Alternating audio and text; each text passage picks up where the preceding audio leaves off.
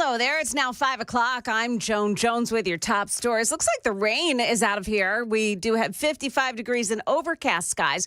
More on the forecast in just a moment. Well, this weekend, stunning fall of the Bashar al-Assad regime after its 50-year grip on Syria doesn't mean that the troubles are over, as a new Islamist rebel group with past ties to al-Qaeda appears to take over.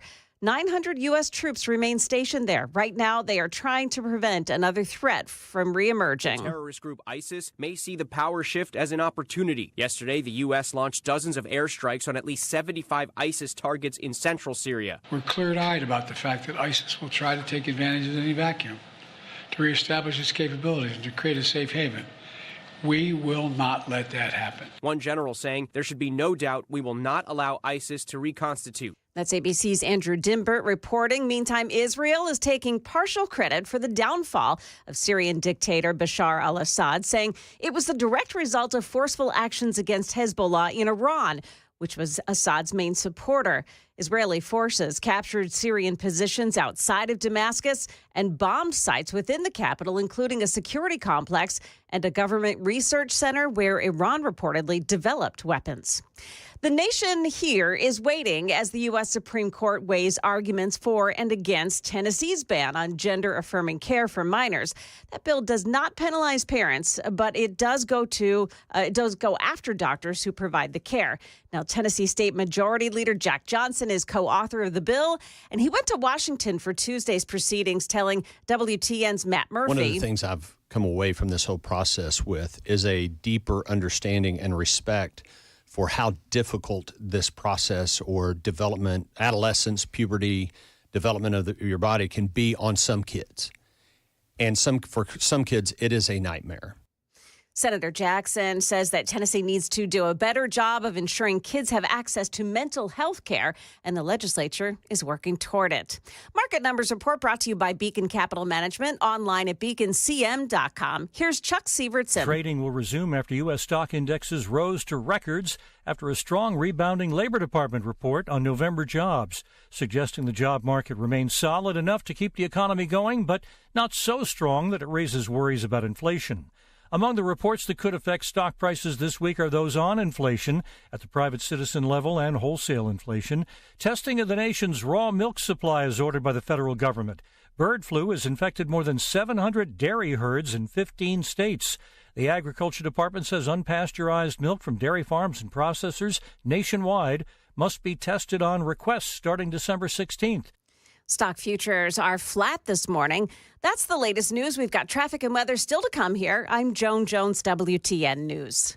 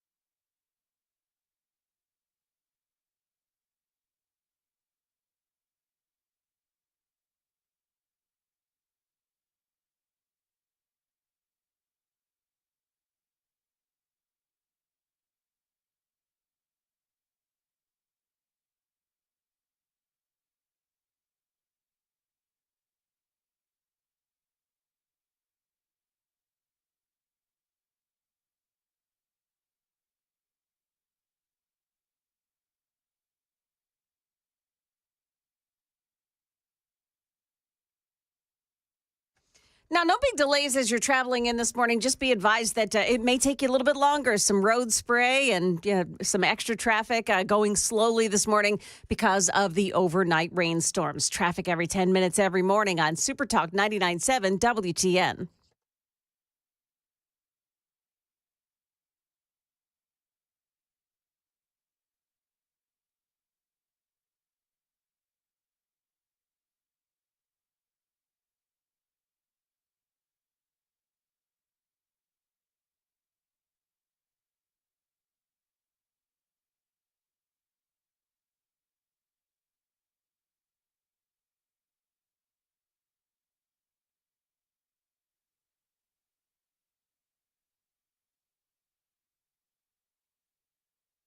Information fueled, opinion driven. This is Nashville's Morning News with Dan Mandis. And so, my fellow Americans, we talk news. 5:06, Nashville's Morning News on Super Talk 99.7 WTN. Good morning to your friends. Along with Johnny B. and Joan Jones, I'm Dan. How are you? Monday, December 9th. Hope you're doing well. The overriding theme to today's radio program will be Kirsten Welker's an idiot. Is that going too far? Does that set the stage? She asked some of the dumbest questions of Donald Trump.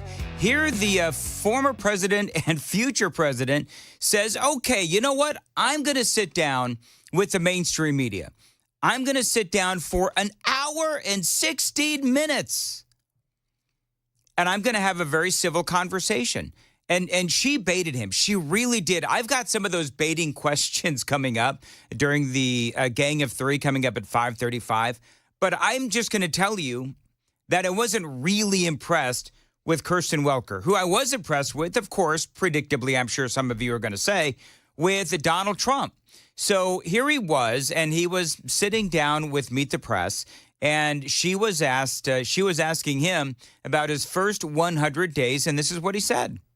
Well, we're going to do something with the border, and very strong, very powerful. That'll be our first signal, and a first signal to America that we're not playing games. We're going to be extending within that period, or as soon as we can, the Trump tax cuts, because, you know, they're coming due and they're very substantial for people. And it would be very, I think it will anger a lot of people, frankly, if we don't get an extension of that. That's what led us to one of the greatest economies ever. And those two things are going to be very vital, very important. We're going to be focusing on crime in the cities. I look forward to doing it, but we have to do something about crime, and mostly in our cities. I love that. I mean, and part of what he said was that he's going to get with local, governors and so forth and local Democrats because, let's admit it, a lot of the crime that's going on is in these big cities. Memphis comes to mind. So mass deportation, the tax cuts, and crime. 3 big-ticket items that he campaigned on and the American people want to see done. I love that. Now, let's focus for right now on illegal immigration. John Thune is the incoming Senate Majority Leader, and they've got a plan. According, this came out over the weekend. They've got a plan to work fast because, to me, that is big-ticket item number 1, is getting to work on keeping Americans safe. Mass deportation, which, by the way, that also works into big ticket item number 3, which is crime. Because a lot of these illegal alien gangbangers are committing a lot of crimes. And so John Thune and House Speaker Mike Johnson, they are ready to go. They're going to come in January, and they've already got a plan that they are beginning to formulate. And I think that is all very good. Because let's face it, I mean, you've only got a couple of years where you're going to have, I mean, we'll see what happens in the midterms coming up in a couple of years, but you've only got theoretically a couple of years to do what you need to do and do what you campaigned on. Is it your plan to deport everyone who is here illegally over the next 4 years? Well, I think you have to do it. It's a very tough thing to do, but you have to have, you have rules, regulations, laws. They came in illegally. The people that have been treated very unfairly are the people that have been online for 10 years to come into the country. And we're going to make it very easy for people to come in terms of they have to pass the test. They have to be able to tell you what the Statue of Liberty is. They have to tell you a little bit about our country. They have to love our country. They can't come out of prisons. We don't want people that are in for murder. So it sounds like two different tracks, right? We need to truly fix the broken immigration system, which we all do agree is broken. Joe Biden broke it even more. So that's number one, is fix the immigration system and get those folks out who jumped the line. But Welker, she keeps pushing on this notion of deporting everyone, which is something that a lot of folks are talking about. You raised the point that the logistics are complicated. You said Sure it yourself. they are, but everything's complicated. Yeah, you mean you need 24 times more ICE detention capacity just to deport 1 million people per year, not to mention more agents, more judges, more planes. Is it realistic to deport everyone who's You have here no illegally? choice. First of all, they're costing us a fortune, but we're starting with the criminals. And we got to do it. And then we're starting with others. And we're going to see how it goes. Who are the others? Others are other people outside of criminals. I mean, he's right about costing us a fortune. I love this suggestion. Over the weekend, there was an opinion piece from a guy named Chuck DeVore. How to pay for all of this, right? Because it is going to cost a lot of money. You heard Kirsten Welker asking the question, how do you pay to deport all of these illegal aliens? Well, you know, Chuck DeVore, in an opinion piece for Fox News, says that we need to tax remittances. Now, you know what that is, right? Remittances. This is the money that illegal aliens or immigrants, whatever, send back to their home countries. Do you know that it cost us $151 billion over the last few years dealing with all of these illegal aliens? $151 billion. And so they come here and they make money, whatever, and then they send a lot of that money back to their families in their home nations. And in places like Mexico, that is a big, big part of their income. And so this guy, Chuck DeVore, is like, why in the world don't we tax these remittances? He says we could make $24 billion. That's what he says, $24 billion. I mean, listen, that's a good head start on the wall, is it not? Remember that when these illegal aliens come in, and you know this, President Biden's open-door policies resulted in an all-too-predictable wave of illegal immigration. Again, $151 billion in net payer tax support. That is $8,776 per illegal immigrant and their children annually for social services, education, health care, and law enforcement. And I think that I'm just going to be, I'm going to speak bluntly, that has pissed a lot of people off. Now, in Oklahoma, just so you know, in Oklahoma, they already do this. You know, in Oklahoma, they impose a 1% fee on international wire transfers. And what that did was that generated $13 to $14 million in 2016 and 2017. Now, I'm sure that there is going to, if Donald Trump ultimately decided to do this, they're going to figure out ways to get around that. Maybe you just send cash in the mail, whatever. I don't know. But I think that taxing those remittances has always been a topic of conversation that we need to have. Because we've spent a lot of money. We've spent a lot of money dealing with all of these illegal aliens. You'd have to make sure, by the way, that the financial institutions were cooperative or they themselves could be fined. Now, this is one of the big headlines coming out of this 1 hour and 15-minute interview with Kirsten Welker. How does Donald Trump feel about the Dreamers? By the way, Super Text line is open, 615-737-9986, 615-737-WWTN 515. Time to check the roads on WTN.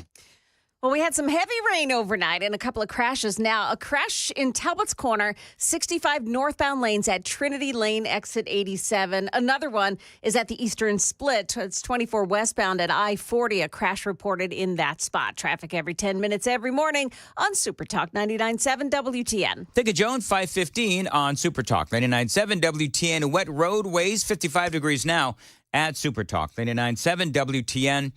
Probably won't. If you've been paying attention to Donald Trump, you probably know that he never really had the intention to deport the Dreamers. As a matter of fact, during his first term, he had come to an agreement with the Democrats and the Republicans to allow the Dreamers to stay, but it was blocked because he was trying to get, if I remember right, he was trying to get some funding for the wall and so forth. And my point at the time, and it's been my point for years, is nobody has the stomach to deport the Dreamers. They just don't. These are people that came here as kids. Their parents brought them here. You call them dreamers and so forth. And nobody has the political wherewithal to deport these folks. And so what I've always said is, no, Trump doesn't want to deport these folks. And so what you do is you use them, if you will, as a bargaining chip. You always have the people on the left saying, oh, the dreamers need to, be able to have security. The dreamers need to be able to stay here and they don't need to be worried about being deported and all that other kind of stuff. So you know what you do? You use the dreamers as a bargaining chip. And that's what Donald Trump tried to do in his first term.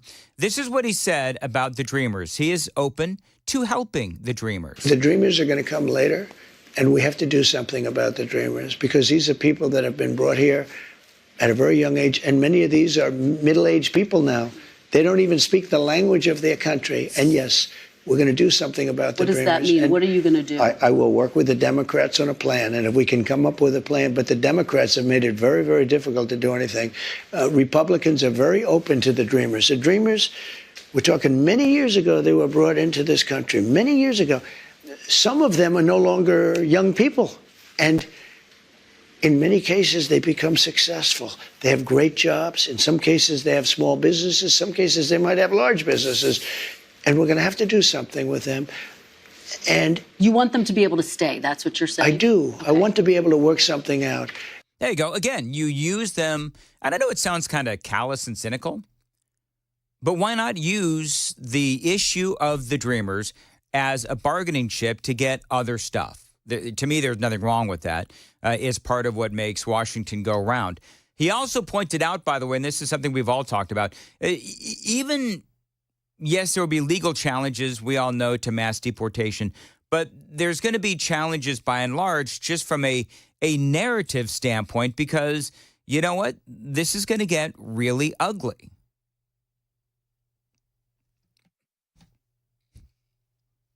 Come on, computer, don't fail me now.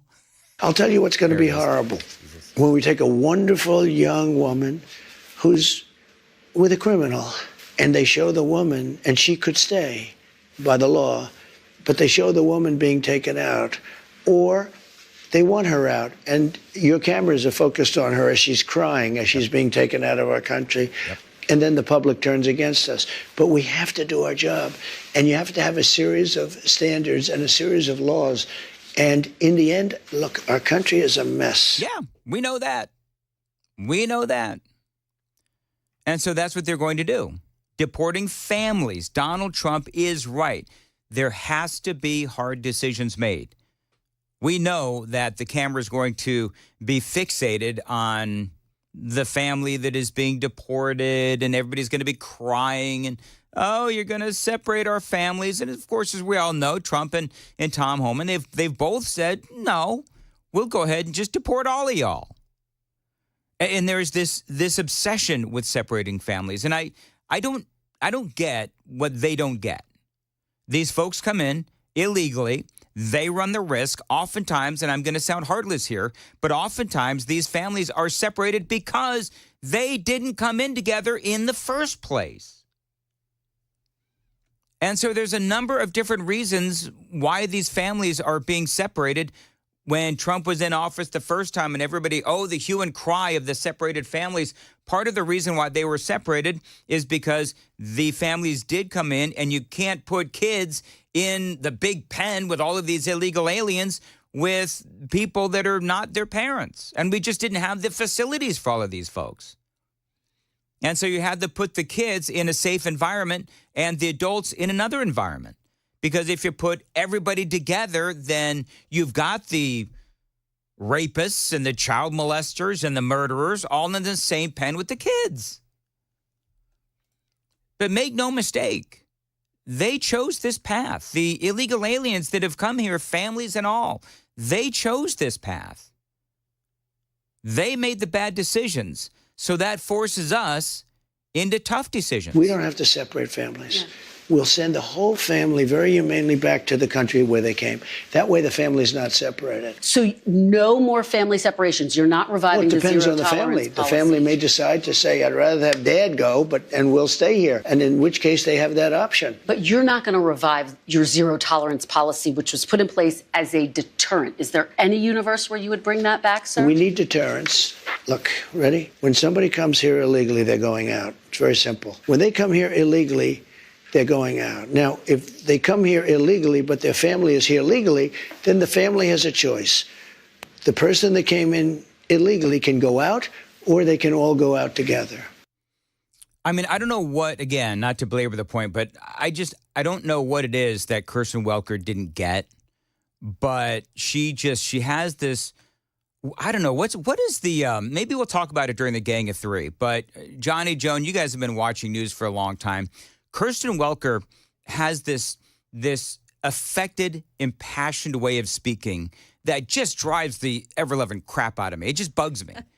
You know what I'm talking about, Joan? I do.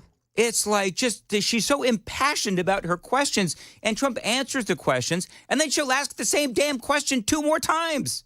And just because she... Phrase it differently. Yeah, she'll phrase it differently, and she'll speak it even more impassioned.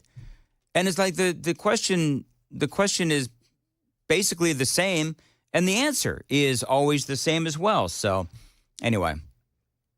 But you know what? I know what Trump was doing by showing up on Meet the Press. On Friday, we were all like, what the hell is he doing? We'll talk about that coming up here on Nashville's Morning News on Super Talk 99.7. 522, Joan Jones is in the WTN newsroom. Joan, what's up? So what are they looking for? Divers searching a body of water in Central Park yesterday, and a man running a local daycare has been charged with rape. Those stories at 5:30 on Super Talk 99.7 WTN.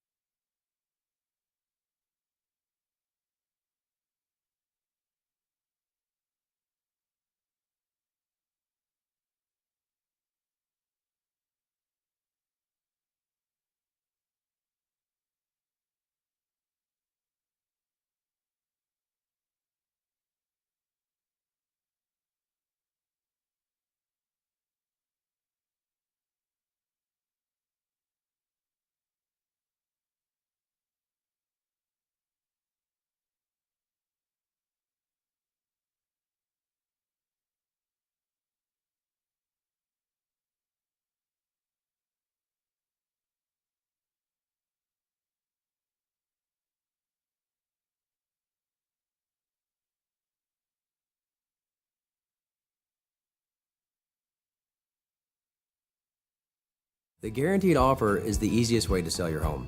It's really simple. We bring you an all-cash offer. You close in as little as 21 days. No home inspections, no lockboxes, no open houses. Go to markspain.com to get a guaranteed offer and start packing.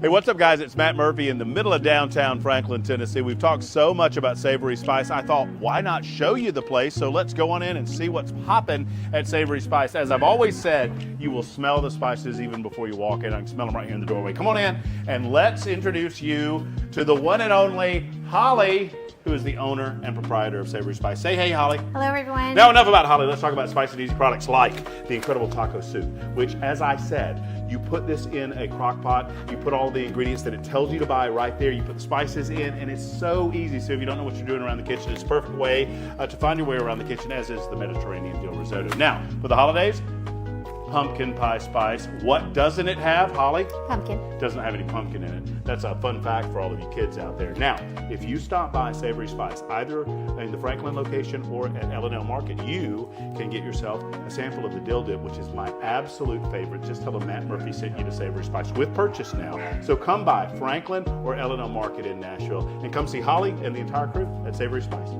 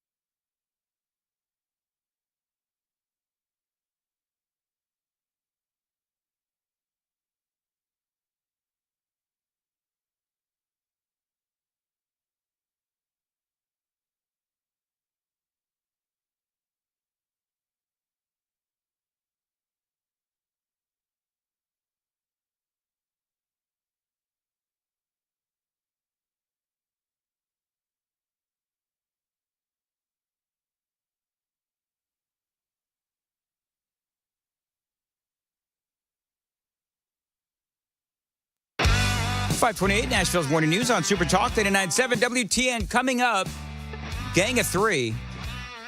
And we're going to talk about, a list came out. I've got a lot of stuff on tap. But going to talk about, who do you believe is the worst president in the history of presidents in America?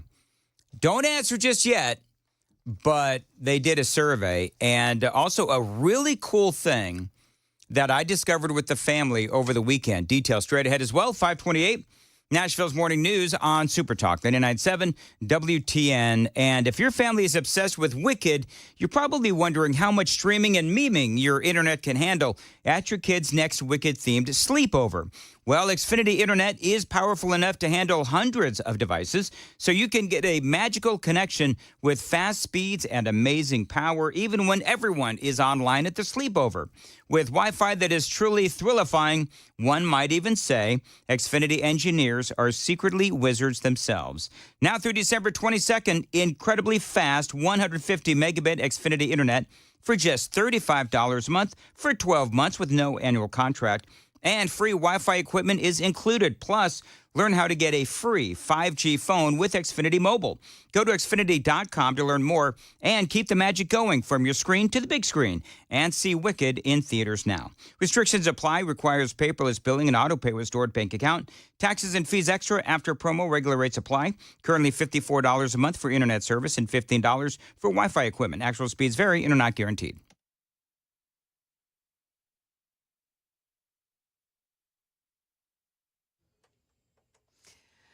Good morning. It's now 5:30. I'm Joan Jones with your top stories. We've got your forecast and traffic still to come here. New York police divers searched a pond in Central Park for evidence in Wednesday's brazen killing of a health insurance executive. Authorities still have not found or named him, but they believe the suspect escaped by bus about 45 minutes after United Healthcare CEO Brian Thompson was gunned down. Police searching in Central Park for a second day, divers scouring the water for evidence, including the distinctive murder weapon and the bicycle the suspect was seen pedaling away from the crime scene. The pond is close to the spot where police found what they believe is the suspect's backpack. Sources tell ABC News it contained a jacket and Monopoly money. Detectives are trying to determine if the play money was meant as some sort of statement. That's ABC's Aaron Katursky. A man running an illegal daycare in Antioch has been charged with rape. Police say Imran Malik raped 2 girls in his care over the course of 4 years. Now, Malik's wife, Molly Sinclair, took a plea deal in this case last month. This woman tells Channel 4 her daughter may also have been sexually abused. He was a monster. He was a monster that no one in her family cared about her, that her father wasn't in the picture because she wasn't worthy of it. And that at the end of the day, she truly did like what was happening to her. He was sure of it. She called Child Protective Services to report Malik and then called dozens of other parents to let them know their child may have been abused as well. A man's been arrested for DUI after his young daughter was found walking along Neely's Bend Road by herself this weekend. The girl told police her father had been drinking and was in need of help. Officers found that 4-year-old's father asleep behind the wheel of a car. Lucchese Solomon Raimundo was arrested.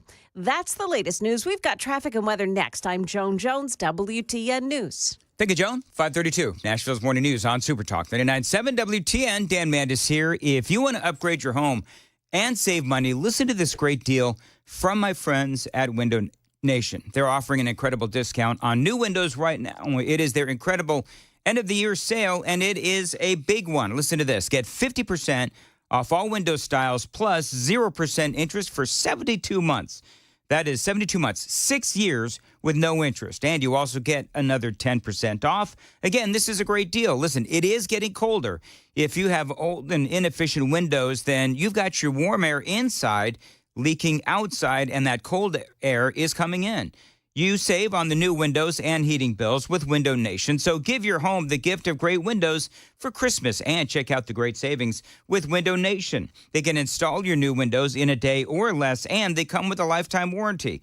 Now, don't forget that great deal. Get 50% off all window styles plus 0% interest for 72 months. That is 6 years with no interest. And you also get another 10% off. Tell them Dan told you to reach out. 866-90-NATION, 866-90-NATION, windownation.com.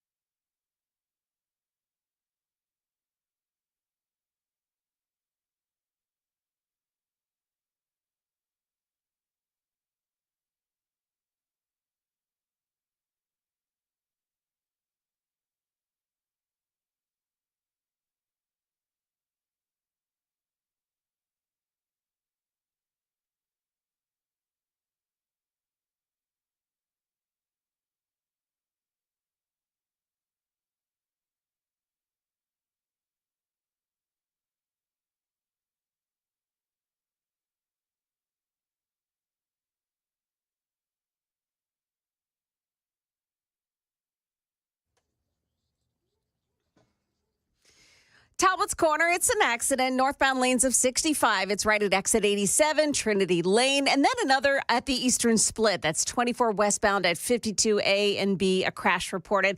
Careful out there. You may just find the roads a little slippery because of the overnight heavy rain. Traffic every 10 minutes every morning on Super Talk 99.7 WTN.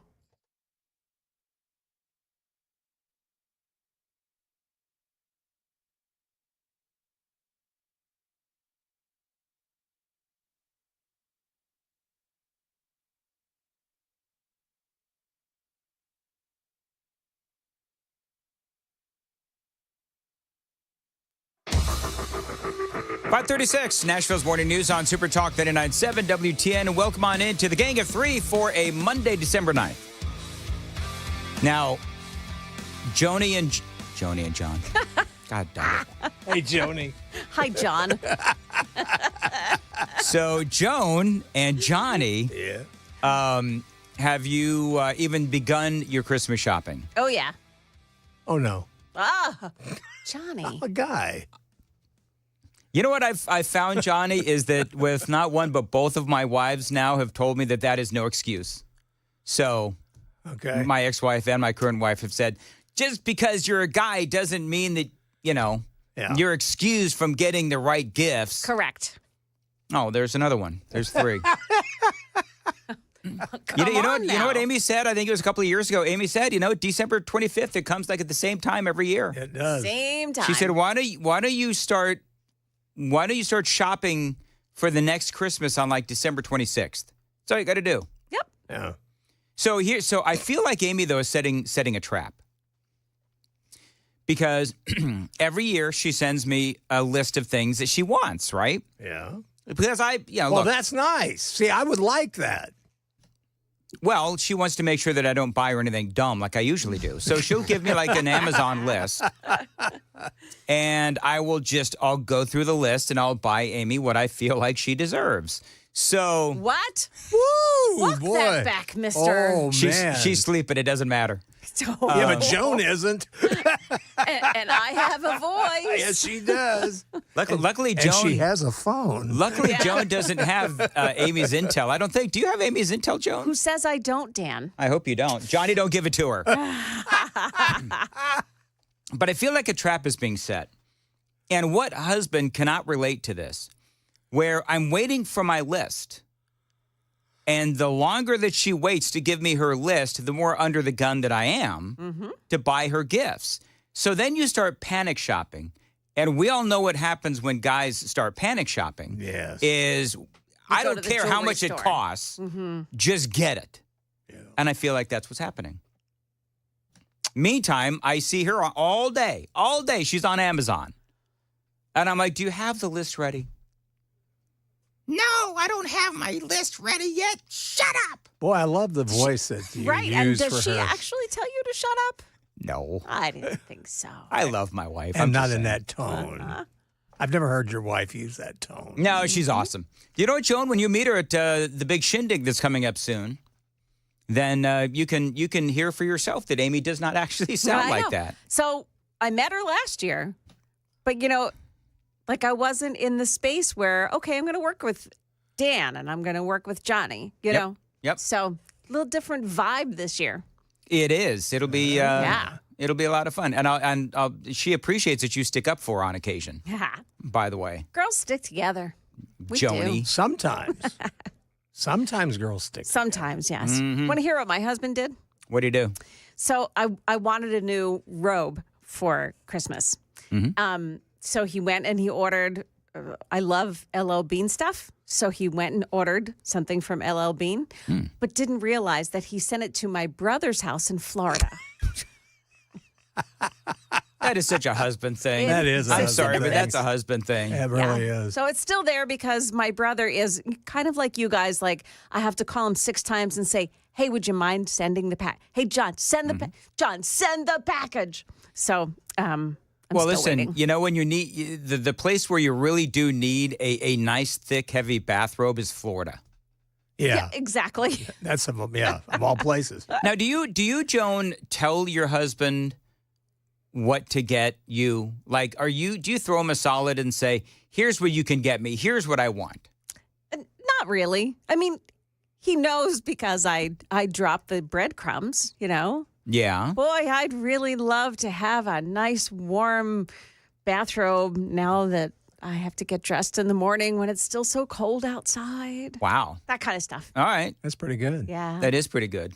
And then your husband, if your husband is like me, he has to start writing stuff down so that he doesn't forget. You know what I used to do a lot more than I do now? I used to send emails to myself. Oh, that's a good idea. That's smart. Yeah. I would actually take pictures and send them to my personal Gmail. And the title was always Amy Gifts. And so then when October comes around, I go to Amy Gifts and they're all right there.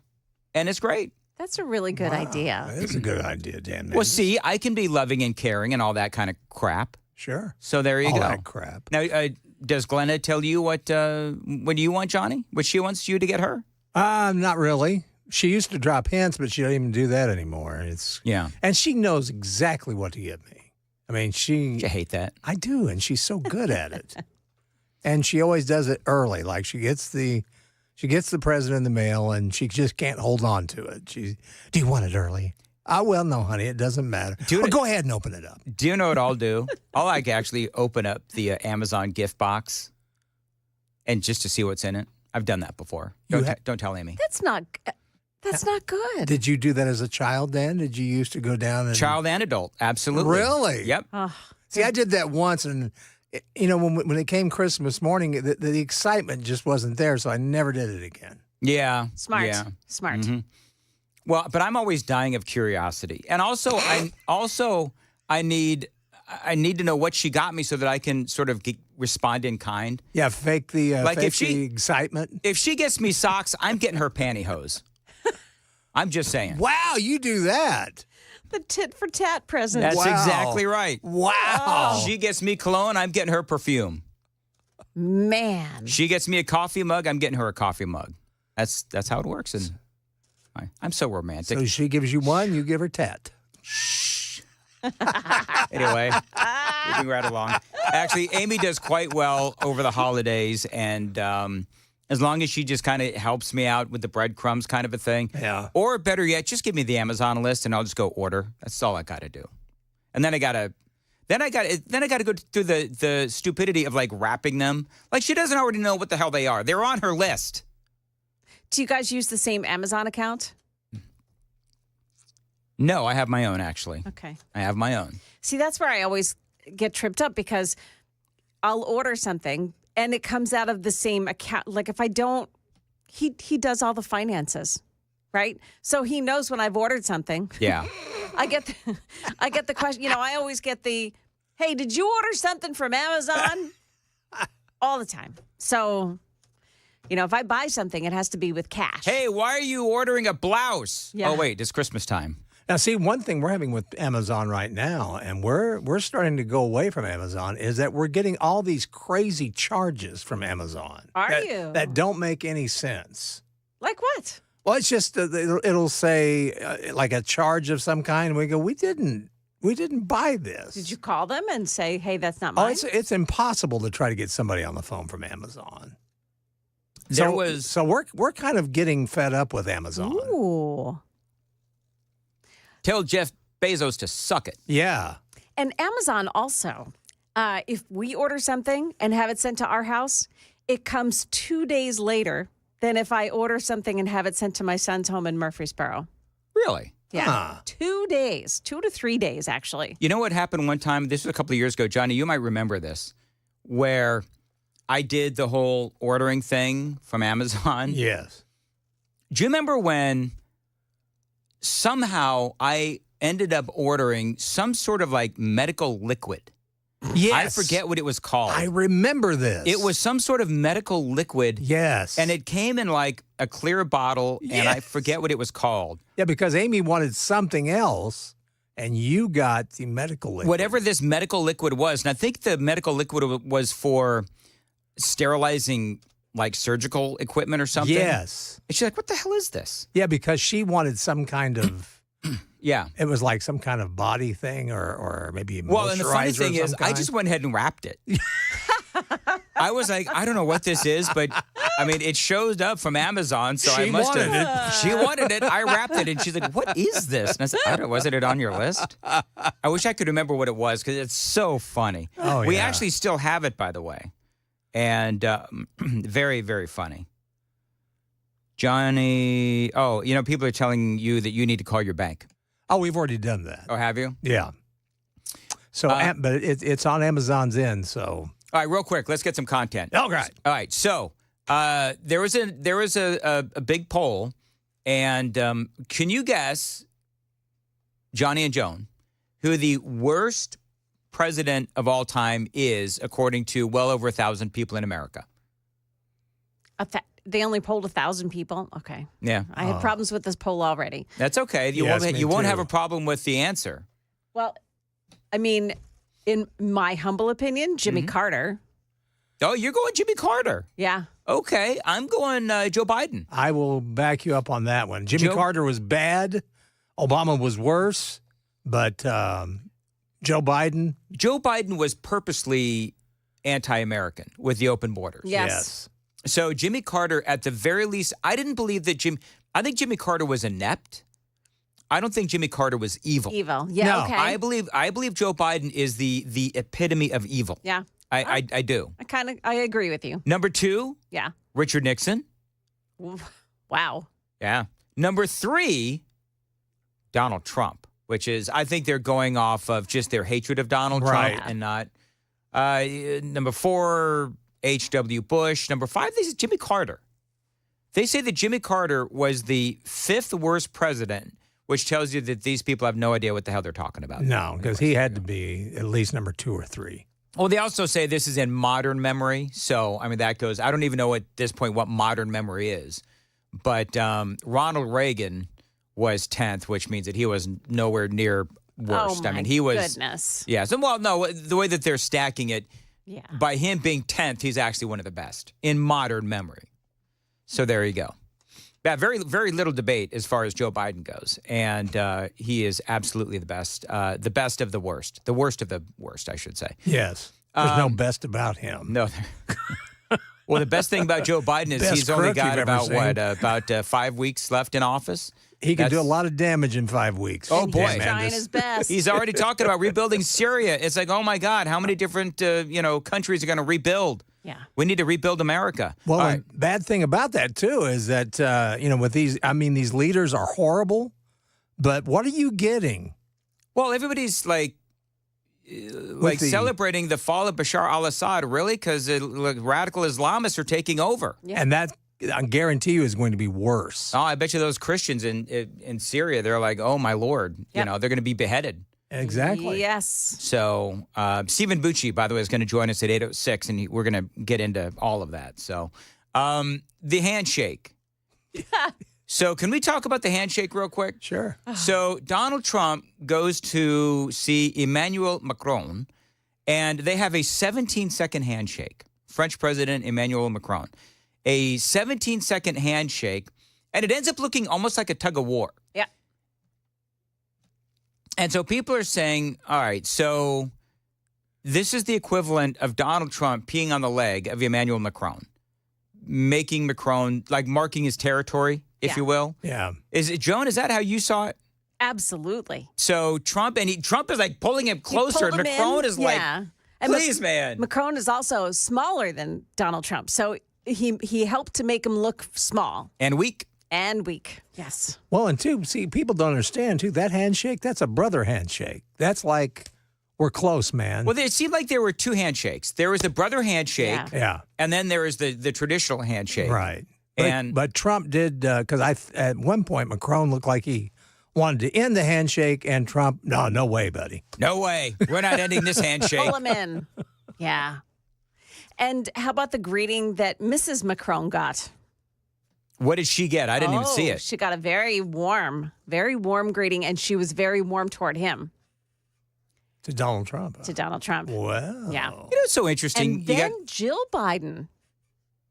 Oh, come on. You saw that, right? Yeah, they were like buddy-buddy, Yes. Trump and Joe Biden. I don't understand it. all these people, you know what's amazing? All these people look so incredibly, what's the right word? Hypocritical. Phony. Yeah. Well, phony.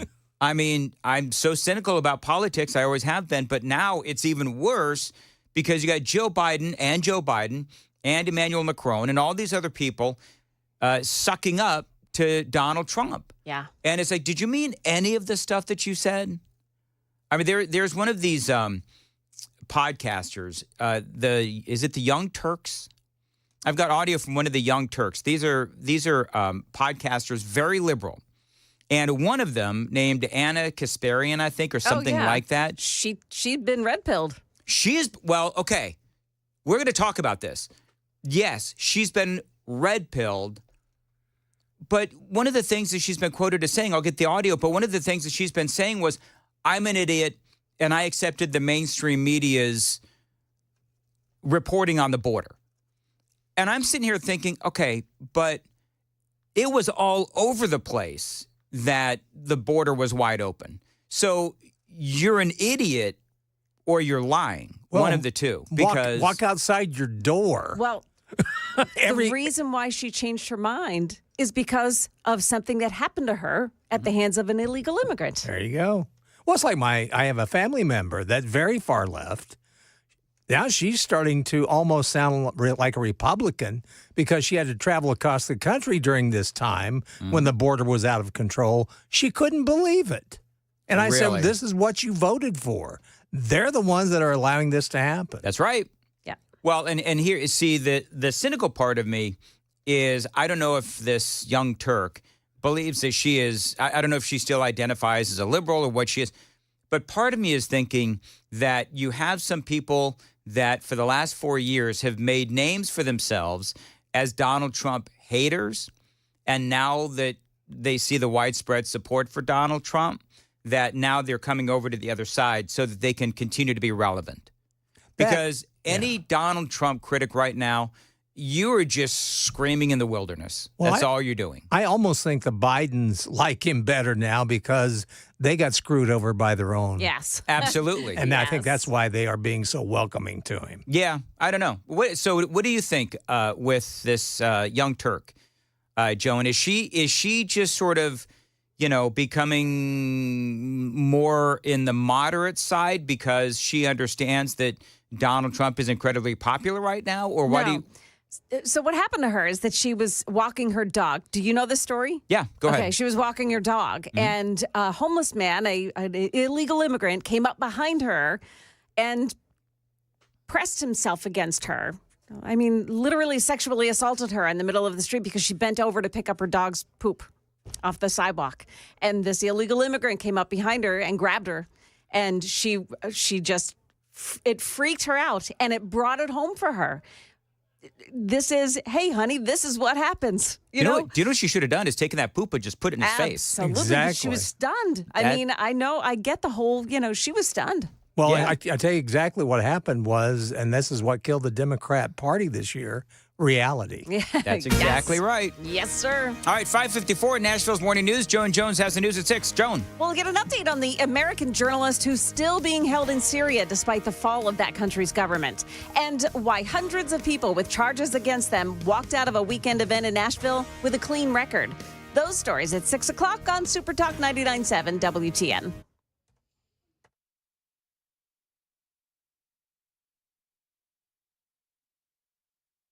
Did you know you're overpaying for your health and wellness products?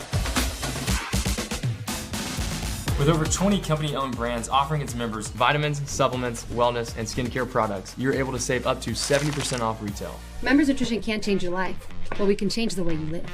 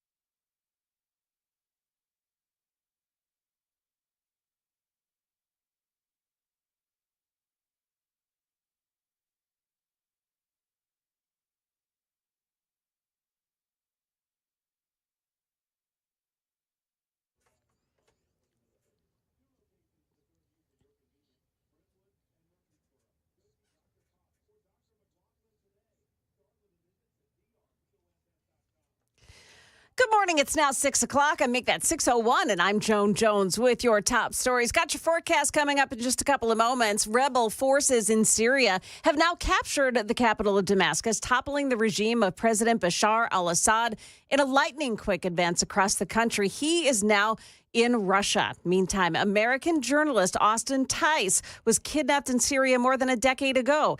And as that country's government crumbles, the White House says that they are determined to bring him home. But his family has some doubts. After the Syrian government fell to rebel fighters, President Biden said he was determined to get Austin Tice back. But his siblings, Jacob and Naomi Tice, say that after their recent meetings with U.S. officials, they're not sure the White House is prepared to seize the moment. We wanted to know that they had a plan in place, and if they do, that's definitely not something that they shared with us. And if we do, we hope that Austin is at the forefront of those plans. Shannon Kingston, ABC News, Washington. Closer to home, Metro Nashville police holding their 4th annual Safe Surrender event over the weekend. It was a chance for people who have outstanding nonviolent warrants to have them cleared. More than 300 people had their charges expunged. Here's Chief John Drake. This is our opportunity to help people. People make mistakes. We all do. There's no one perfect in this world. And so we just give people an opportunity who are committed a nonviolent offense to come in and have that lifted. My heart says help people, and that's what we want to do. Market Numbers Report now brought to you by Beacon Capital Management, online at beaconcm.com. Here's Jim Ryan. From ABC News, Wall Street now. U.S. stocks show little sign of slowing as businesses head into the new year with high gain days driven by robust U.S. spending, expectations of lower interest rates, and excitement over economic promises by President-elect Donald Trump. The Standard & Poor's and the Nasdaq both went into the weekend at record highs. The S&P picking up 0.25% Friday. The Nasdaq Composite adding 0.8%. The Dow Jones was the outlier, slipping 123 points to close at 44,642. Looking ahead to 2025, Goldman Sachs Research expects U.S. gross domestic product to grow at 2.5%. Economic growth across the Eurozone is predicted to come in below consensus estimates, pulled down in part by anticipated tariffs from the U.S. Despite a looming ban from the U.S. government, TikTok users are spending heavily on the platform's online shop. The app reached $100 million in sales on Black Friday, surpassing Shein and Temu.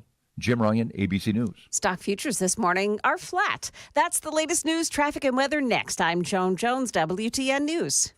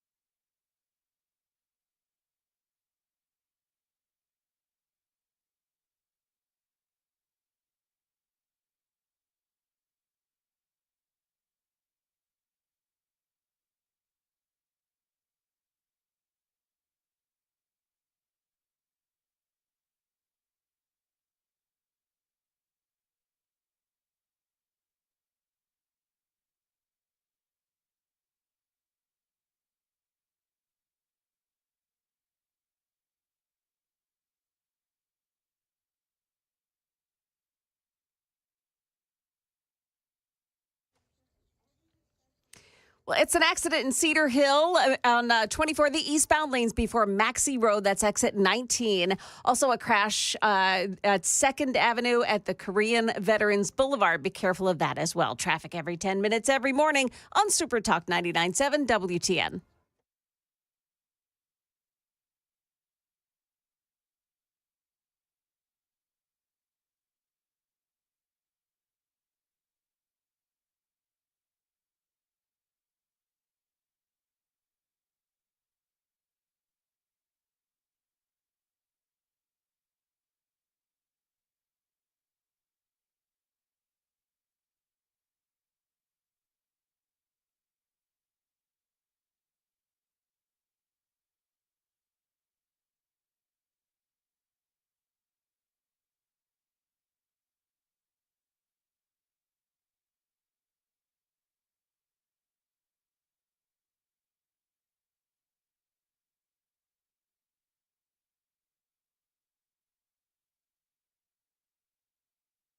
Information fueled, opinion driven. This is Nashville's Morning News with Dan Mandis. And so, my fellow Americans, we talk news.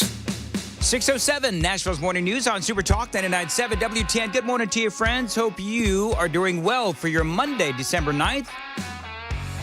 Lots going on. Looking ahead in the 8 o'clock hour, right after the 8 o'clock news, Stephen Bucci from the Heritage Foundation will be joining us on the fall of Bashar al-Assad in Syria. Of course, you know, he was backed by Iran and Russia. He fled. Bashar al-Assad is now in Russia. Apparently, this group that toppled Assad, and Joan, you may have to help me with the pronunciation here, Hayat Tahrir al-Sham. You got it. Has ties to both Al-Qaeda and ISIS. They are still considered a terrorist organization, and their leader, Abu Muhammad al-Jalani, used to be, I'm gonna air quote this, used to be a hardline extremist, but he says now that he's changed. We have a $10 million bounty on dude's head. Apparently, he worked directly with Abu Bakr al-Baghdadi. So, you know, what could go wrong? And so now we are out there bombing the ISIS camps in Syria as we try to degrade their operation there because, of course, the worry is that with Bashar al-Assad gone, that sort of leaves a power vacuum. And so that leaves an opportunity for Al-Qaeda or ISIS perhaps to fill that void. And so that's why now we are getting involved in other nations as well and bombing the ISIS encampments to sort of degrade their operation there. And have no fear, the United States is here. And Joe Biden says that we'll be rebuilding Syria. Yep, here's what the president has to say. Johnny, need some audio, please, if I could. With a new constitution, a new government that serves all Syrians. And this process will be determined by the Syrian people themselves. And the United States will do whatever we can to support them, including through humanitarian relief to help restore Syria after more than a decade of war and generations of brutality by the Assad family. All right, so that's great. So we still have people, and I'm just going to keep going on this, friends. We still have people without homes in western North Carolina, but we got $1 billion for Angola. We're going to rebuild Syria now, and we're giving all of this money still to Ukraine. As a matter of fact, I reported to you last week on Friday that Joe Biden is getting ready to send, yes, wait for it, another $725 billion. And again, $725 million, $1 billion to Angola there in Africa. Now we're going to be rebuilding Syria, it would appear. And who knows what Syria is going to turn into, by the way. And we'll talk to Stephen Bucci about that. But again, we still have people that are homeless in western North Carolina. 6:10 on Nashville's Morning News on Super Talk 99.7 WTN. Got a lot going on. Kirsten Welker, you know, the interview that Donald Trump did with Meet the Press, I think that Kirsten Welker was trying very hard to bait Donald Trump into an argument. A lot of people couldn't figure out why exactly is Donald Trump, the incoming president, why is he going on Meet the Press? Because didn't we all acknowledge that the mainstream media was absolutely dead? Because how did Donald Trump get elected? Through going on podcasts with the likes of Joe Rogan. So it's clear that Trump doesn't need to go on Meet the Press. Yet he decided to. And there were a couple of different camps. Some people wanted Trump to go in there and just blast Kirsten Welker. Just one final nail in the coffin. Other people said, you know what? Maybe he's trying to be more presidential. Now, for me, what I said on Friday was that I was disappointed because I thought that there's no reason for the president to make Meet the Press or Kirsten Welker relevant again because they were absolutely irrelevant during the election. But yet Donald Trump spent an hour and 15 minutes on with Kirsten Welker. And so here's the thing. He went on there. He was in control. He was, and forgive me for framing it this way, but he behaved. He answered every question. And Kirsten Welker, she tried really, really hard to get Donald Trump to go into chaos and have some sort of a big argument, but he wouldn't take the bait. And that's what I love about Trump's appearance on Meet the Press. For example, this question about, 2024, relating it to 2020.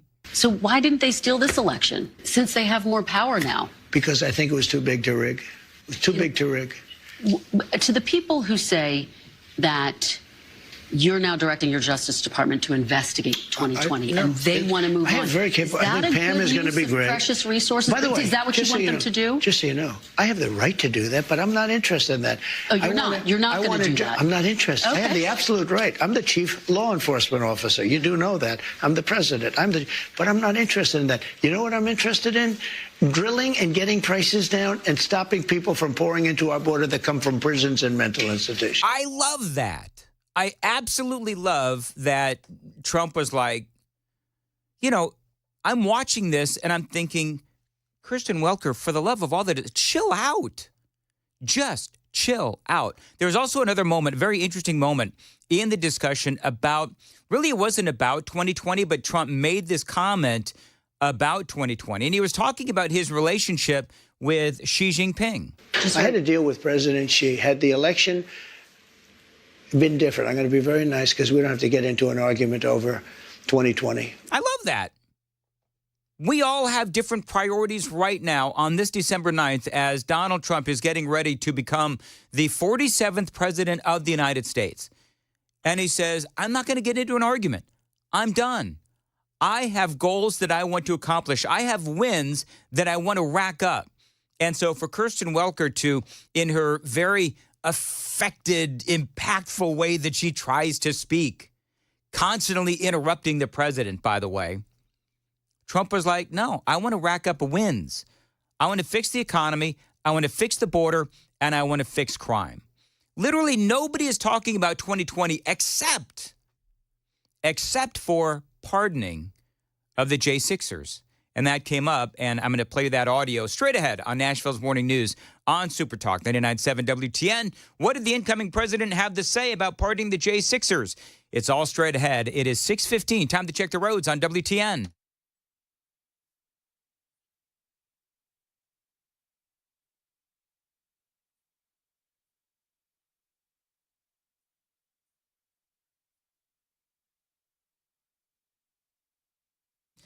Thank you very much. 6:15 on Super Talk 99.7. Mostly cloudy today and a high of 62. Right now, 54 degrees at Super Talk 99.7 WTN. So one of the things that everybody wants to know about Donald Trump is what is he going to do regarding the J6ers? Because a lot of people talk about the fact that they all should be pardoned, especially when you put it in context of Hunter Biden's pardon from his dad, Joe Biden. And so one of the first things that I said was, all right, you know what?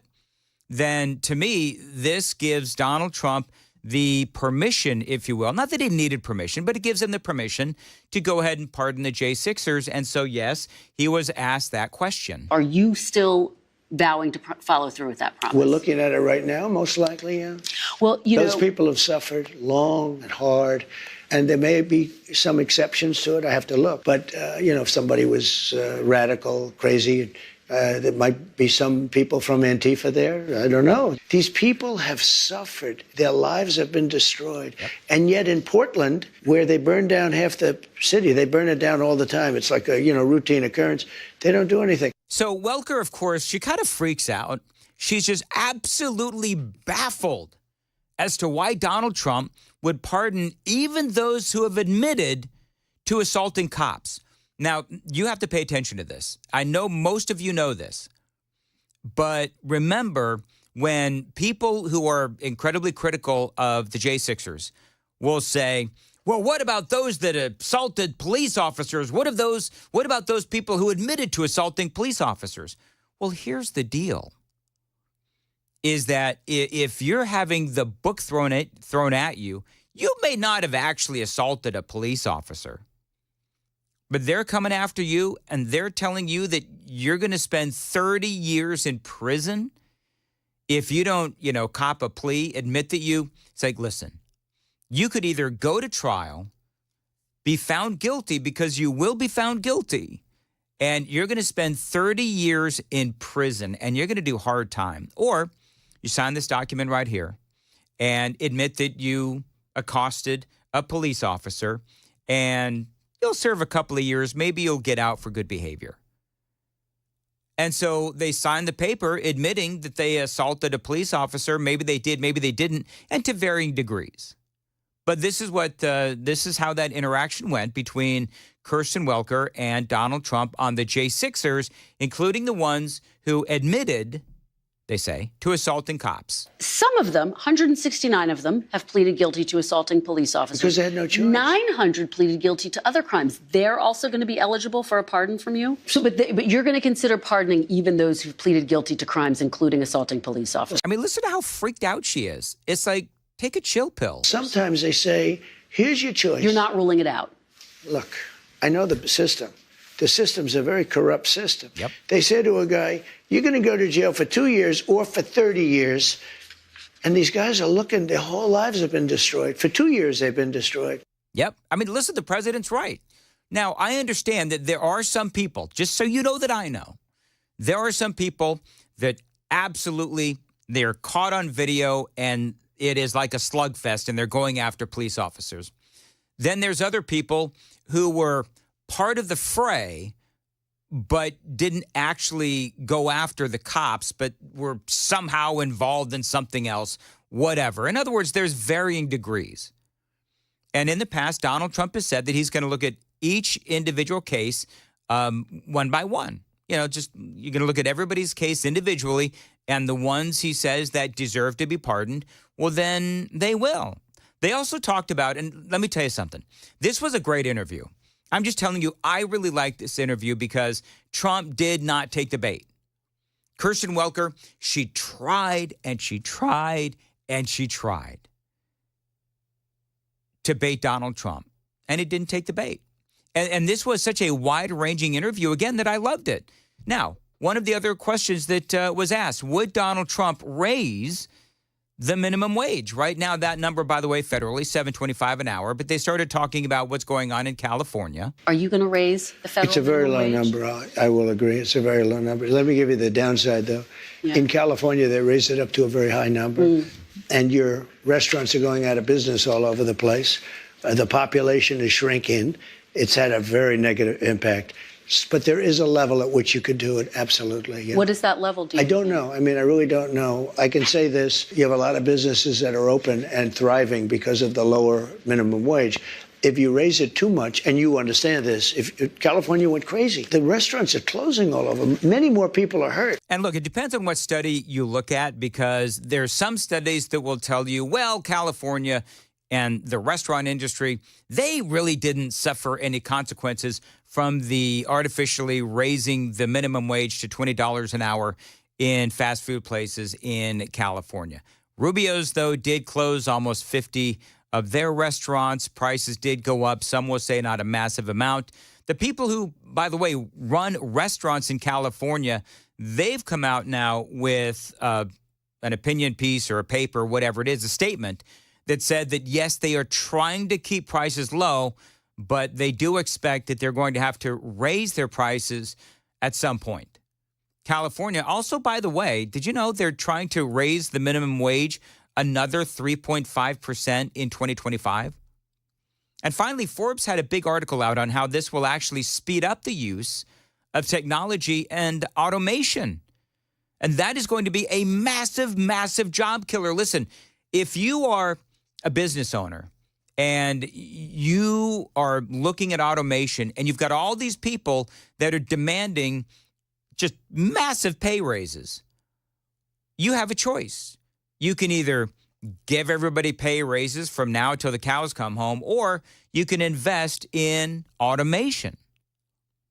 And then all those people that are demanding a lot more money, who also have a tendency to call in sick, who also have a tendency to complain about stuff all the time. Trust me, I know, because I've been managing people for 30 years. They might say, you know what? How about if I really turn to automation and I can, instead of having to give all these people raises for the next, many years, and they're constantly complaining, I'll just get me some automation. And that is a very, very big issue. And I can promise you, friends, that is going to be a massive issue moving forward.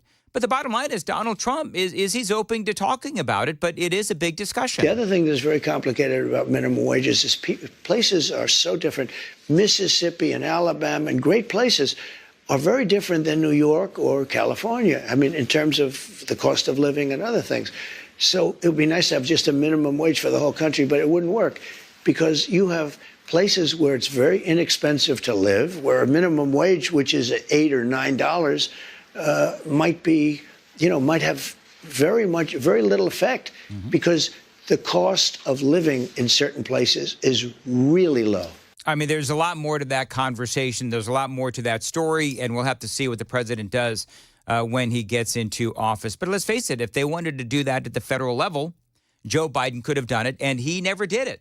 Now Donald Trump is saying he's at least open to the idea. 623, Nashville's Morning News on WTN. Dan Mandis here for Zero Res. Eternally grateful to these folks because they keep my carpets insanely clean and safe for Riker and now my grandson as well. Now, dirty carpets, they equal sickness. Your carpet is the #1 air filter in your home, so keep it clean the Zero Res way. You know the Zero Res difference, right? It means powered water. No soap, no residue, no harsh chemicals. That does mean pure safety for your family and your pets. And your carpet's going to dry twice as fast, so get your home holiday ready with Zero Res. They have the highest approval rating from the Carpet and Rug Institute. They've got a great deal going on right now heading into the holidays. 3 rooms for $119, and you get a free hallway as well. 3 rooms, $119, and a free hallway. Plus, you use promo code FRESH100 to get $100 off of air duct cleaning, too. 1-800-0-RES is the phone number, 1-800-0-RES. Find them online. It's zeroresnashville.com. That's zeroresnashville.com. 624, Joan Jones, what's coming up in the news? U.S. bombs raining down on some targets in Syria after the fall of the government there. What's the Pentagon saying about the situation this morning? Also, a stretch of I-24 shut down yesterday for a long stretch of time for a road rage incident. Those stories at 6:30 on Supertalk 99.7 WTN.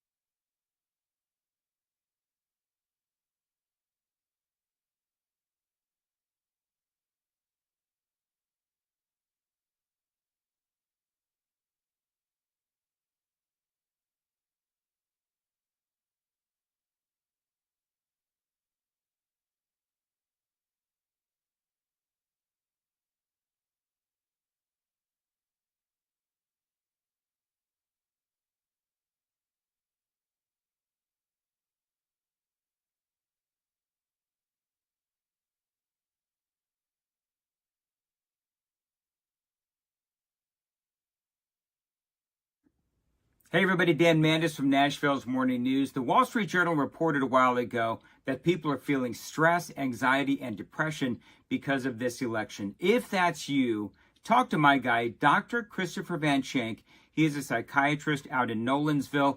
Now, he can help you with not only depression, if you're feeling it because of politics or whatever, but he can also help you with alcoholism, drug abuse as well. Go to his website, nolensvillepsychiatry.com. He's got a long list of conditions that he can help you with, either in person or at telehealth.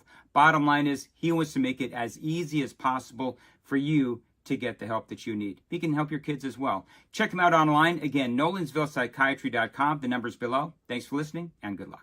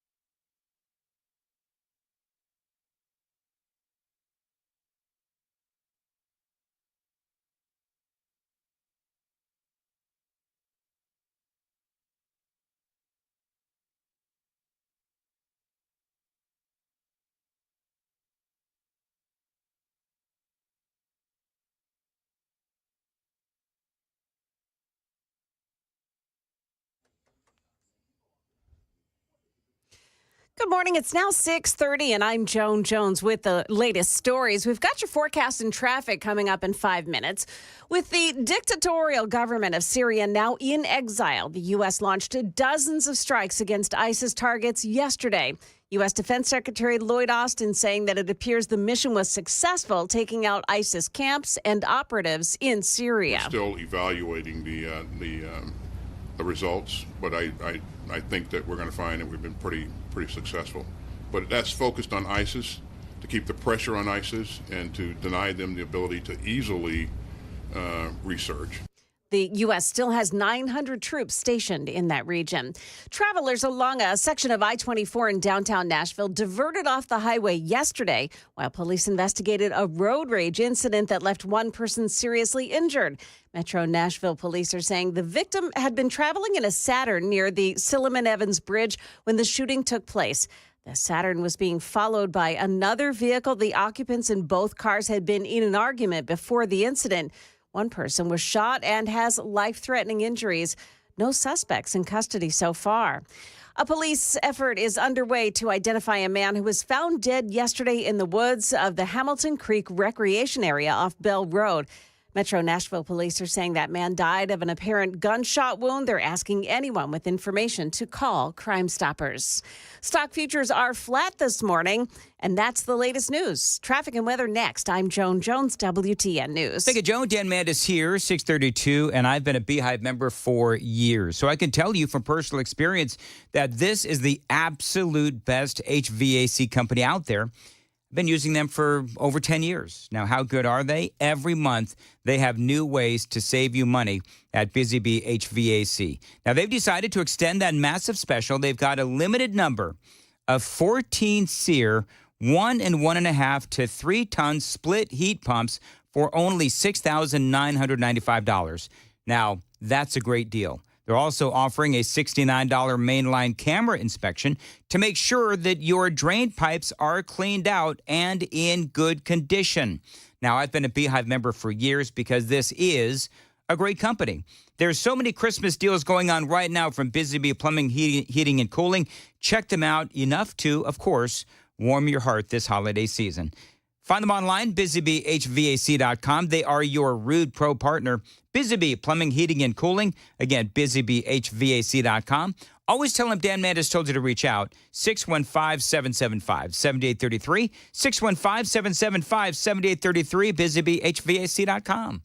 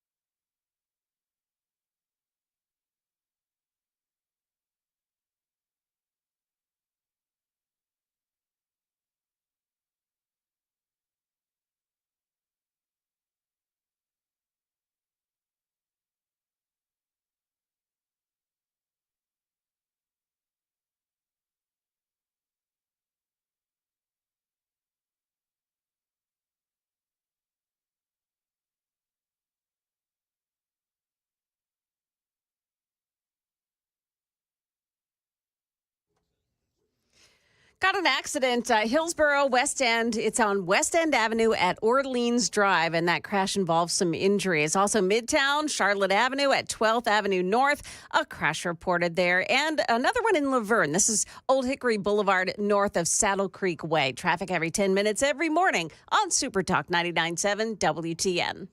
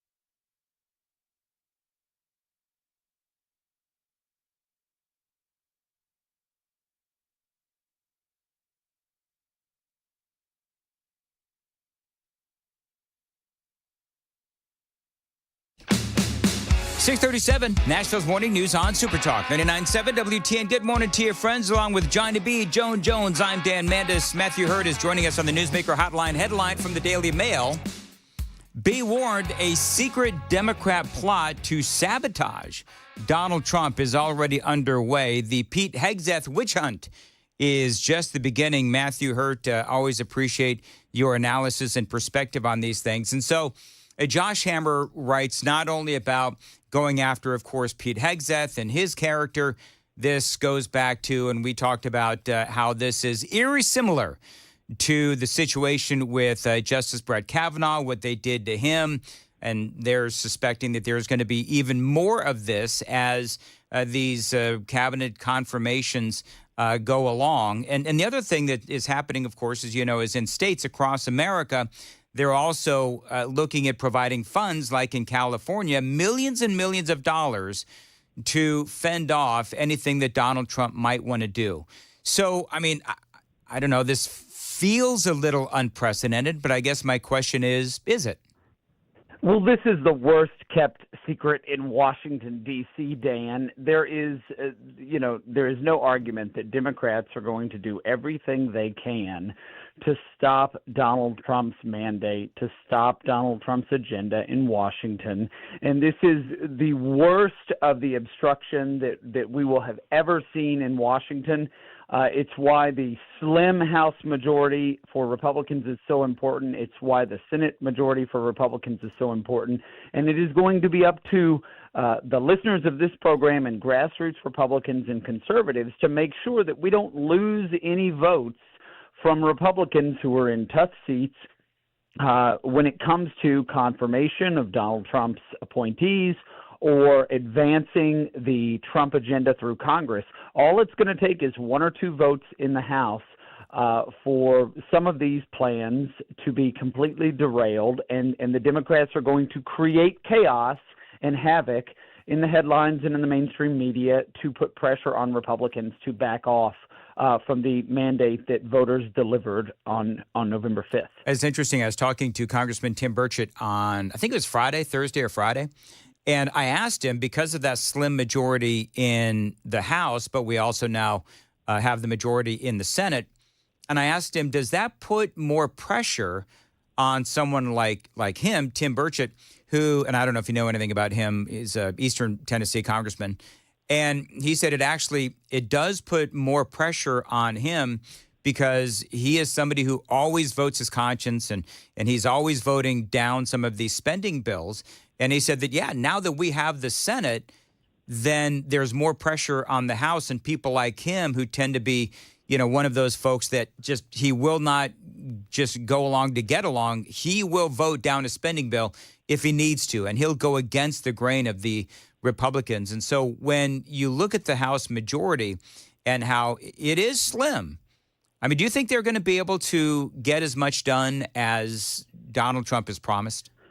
Well, I know, and I love Tim Burchett. I've known Tim since he was in the state Senate there in Nashville, and he's a great representative. I saw him last week. What I'll say is there are two kinds of bills that will come through Congress. There are bills that include spending, and conservatives, where we can, should hold the Trump administration accountable on those instances, because the Republican platform is let's rein in the size and scope of government. Donald Trump's platform is to rein in the size and scope of government. That is what DOGE was established to do, to rein in the size of government. And I think a lot of Donald Trump's agenda is going to include strategic cuts to programs and to government organizations and entities and departments. But on the other side of that, the second kind of piece of legislation that will come through will be things that will just broadly advance the Trump agenda. Those may not have costs affiliated with them, or they may have a reduction in costs affiliated with them. And on those points, we should move straight ahead. I don't think there is much overlap in elements of the Trump agenda where he would increase spending, where he couldn't just move resources around. You know, the Democrats and Joe Biden created 87,000 new IRS agents. There's no reason why we couldn't move some of those resources. There's a lot of sleight of hand that goes on in Nashville and in Washington with your tax dollars, and it's important for us to move those dollars from a left-wing spending proposal over to something that advances the Trump agenda. 642 Nashville's Morning News on WTN. Matthew Hurt is joining us. So day one, we all know that presidents, especially Joe Biden, like to utilize executive orders. Do you think that Trump, knowing what we know now about Donald Trump and what we've experienced with Joe Biden, do you think that Trump will issue more executive orders than he did the first time around, seeing what happened in the last 4 years? I think to undo a lot of what has happened in Washington over the last 20 or 30 years, it's going to take executive action. Congress has abdicated much of its authority. I think we're seeing this in the nominations. People like Linda McMahon at Department of Education and other places. We're going to see a lot of really good stuff come from the Trump White House, and he's going to be ready on day one. Some of those will be executive action. Some of those are going to play out in the administrative actions of the people he is nominating and those who will make it through Senate confirmation. And so it's important to look at all of what's available, all of what's on the table, so long as what it does is it returns us to the Constitution and eliminates some of the unnecessary power and overreach that we've seen in Congress and in the bureaucratic state that exists right here where I live in Arlington. Coming up, I'm going to ask you a little bit about what happened over the weekend, the fall of Bashar al-Assad, Syria, and I explained a little bit as to what's going on there. But to me, there's a couple of big stories here. Number one, obviously, the foreign policy implications, the situation with ISIS and al-Qaeda, this organization, this group that has taken over Syria, has ties to both of those terrorist organizations. But one of the things that Joe Biden said is that they're going to rebuild Syria. Now, we just spent yet another $725 million going to Ukraine. He announced, I think it was last week or the week before, we're going to send $1 billion to Angola. So it feels like, I mean, there's no other way to say it. I mean, Joe Biden is spending a massive amount of money as he is heading out the door. I'm going to talk about that straight ahead. 6:45, time to check the roads on WTN.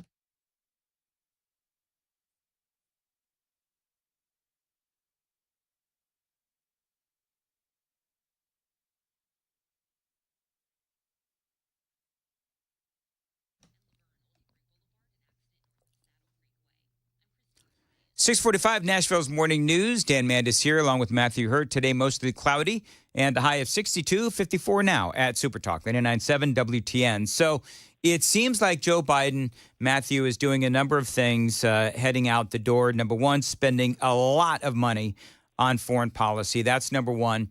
Number two, of course, is, as you know, he went in and he is trying to get some protections for federal employees to be able to work from home.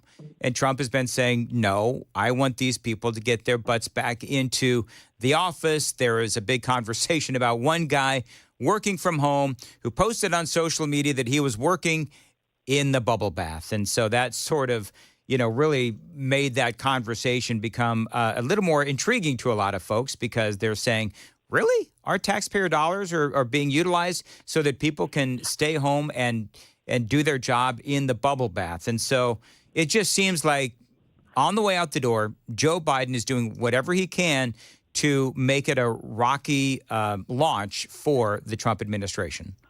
Well, Dan, I'm in the bubble bath right now. No, I'm TMI. just kidding. I've been in the office for about an hour, and this is a serious question. Are some people able to do their jobs and complete their work in the period of time over the span of the week, say the traditional 40-hour work week? Those individuals who are able to do that, many in the private sector, should be, those are negotiations with their employers. This is a serious situation where there are individuals who are openly and publicly flouting their responsibility to the taxpayer. Right now, Dan, I work for an organization that survives on donations. I couldn't imagine a situation where I thought it would be acceptable for me to not do the work that I'm tasked to do, much less a situation where we as taxpayers are not, these aren't donations to the federal government. We are compelled to give our tax dollars to the federal government, and to have tens of thousands or perhaps even hundreds of thousands of employees who are disrespecting the compelled gifts, I use that term lightly, of the taxpayer to execute the job of their responsibilities is absolutely outrageous. And those individuals should be held accountable, and they should either be let go or returned to their industry and hiring somebody who will do the job, or in the event that those jobs weren't even necessary, just don't backfill the job. A lot of times there'll be an opening that'll exist for some time, and if the job's getting done without that person on the payroll, then let's just not have that person come back to work, and let's not fill the role. This morning, Matthew, I've been playing audio from the interview that Trump had with Kirsten Welker. I've been playing all kinds of audio bites, but just give me your thoughts on, number one, why he decided to do it, and your thoughts on the actual interview. I think a president like Donald Trump is going to be a president for everyone. I think that he uses traditional and non-traditional communication in media channels to make that case. I watched bits and pieces of the interview. I thought he did very well in answering the questions. It was obvious that she hadn't learned anything from the election. And this is a Donald Trump and a J.D. Vance who are going to go on offense to claw back the credibility from the mainstream media. And we know a majority of Americans don't trust the mainstream media. And so for Donald Trump to go there and say, and to answer as strongly as he did on some of those questions, I think is a very great thing. And I think it is just one of the many ways he's going to communicate to the American people elements of his agenda, and I think that's a good thing. Didn't feel like he needed to go on Meet the Press. It didn't feel like he needed to speak to Kirsten Welker. I mean, he's already been nominated. He's already won the election, I should say. And so, to me, I think that when I watched the entire interview, which I have, it seemed to me like he was on there to prove a point. And that point was that he can make it through an hour and 15-minute long interview and not take the bait of a mainstream media journalist like Kirsten Welker, who was baiting him.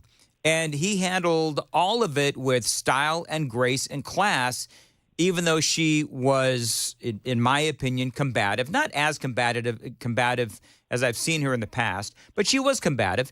And he was a leader. He took it all in stride. He answered the questions, and I thought that he did really well. And to me, that was a defeat for Kirsten Welker. You're absolutely right, Dan.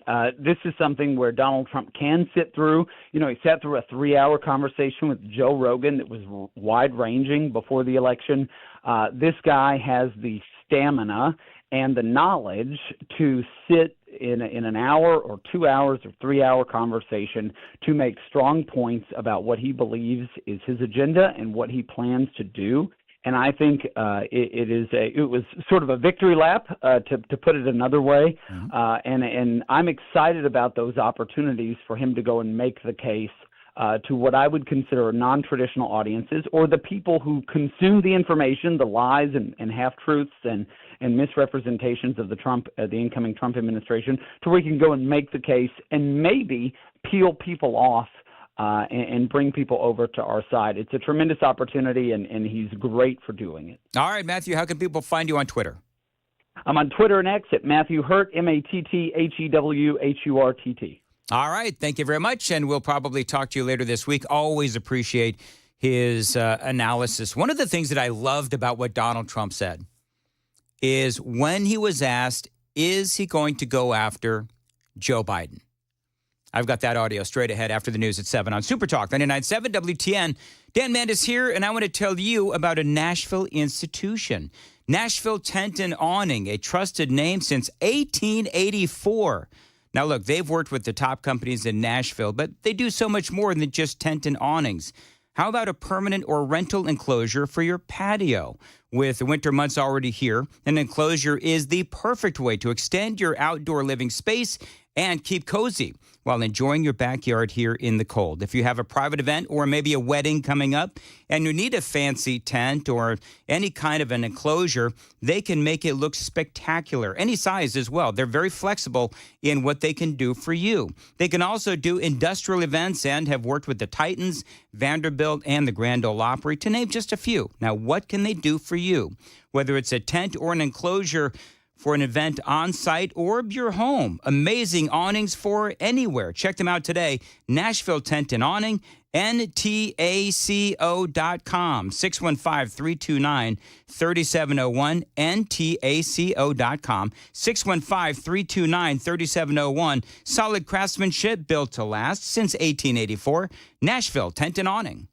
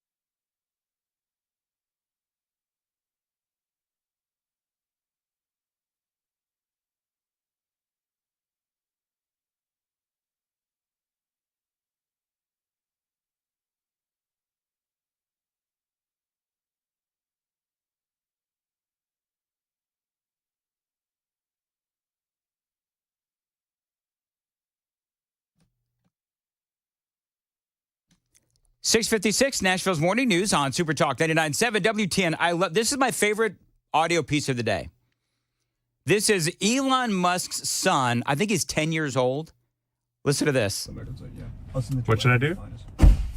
Save America. And? Help Trump. Okay. That is a 10-year-old. What should I do? Save America and help Trump. I love that. And obviously, he's right. 6:57, Nashville's Morning News on Super Talk 99.7 WTN.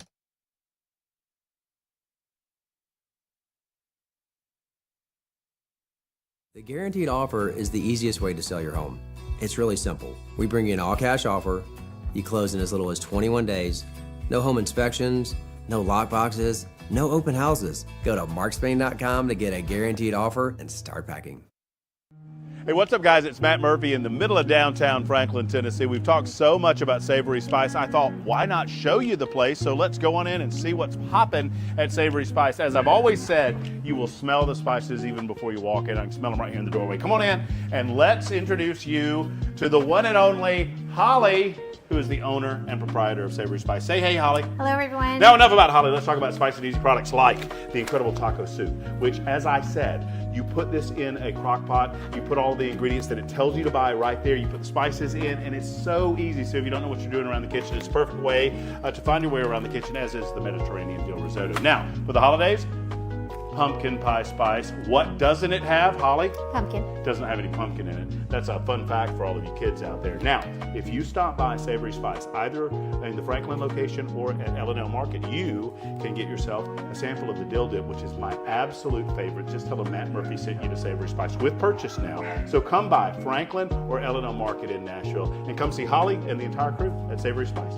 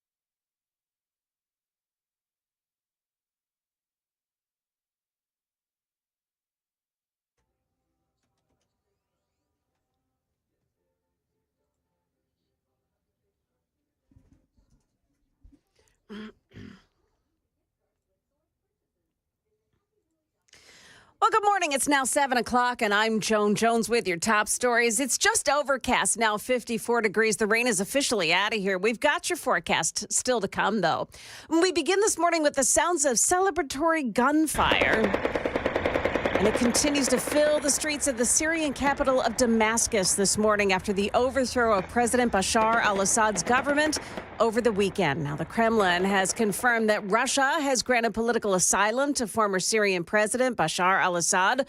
No word on where he is exactly. However, meantime, the UN Security Council is holding emergency closed consultations on Syria later today at Russia's request. Well, we won't know the Supreme Court decision on Tennessee's ban on medically transitioning teens until June.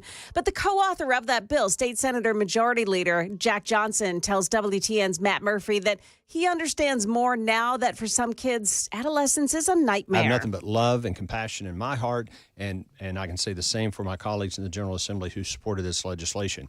Let's make sure that these kids have access to mental health treatment and psychological care.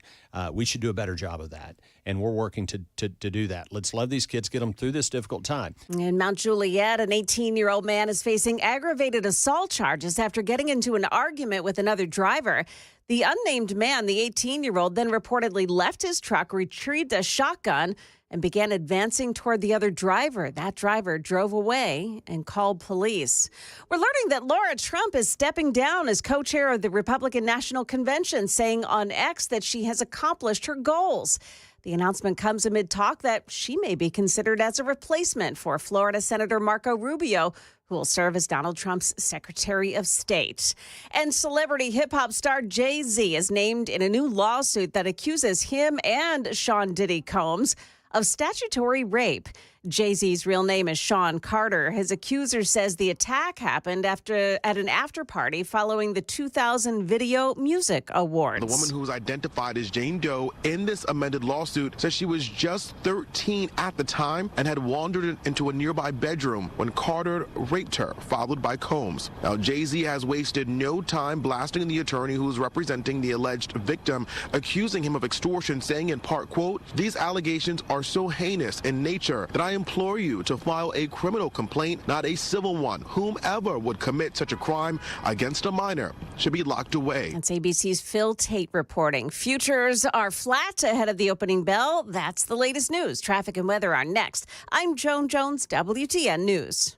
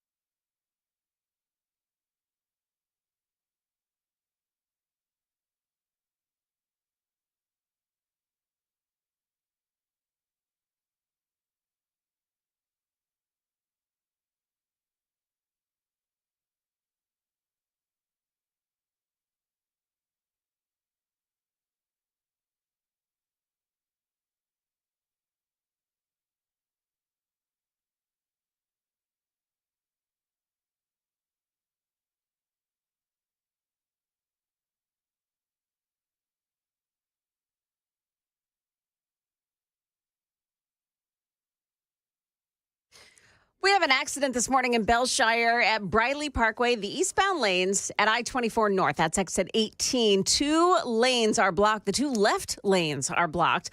Also at Hillsborough West End Avenue at Orleans Drive. It's a crash involving some injuries. And another crash in Laverne. This is Old Hickory Boulevard north of Saddle Creek Way. Traffic every 10 minutes every morning on Super Talk 99.7 WTN.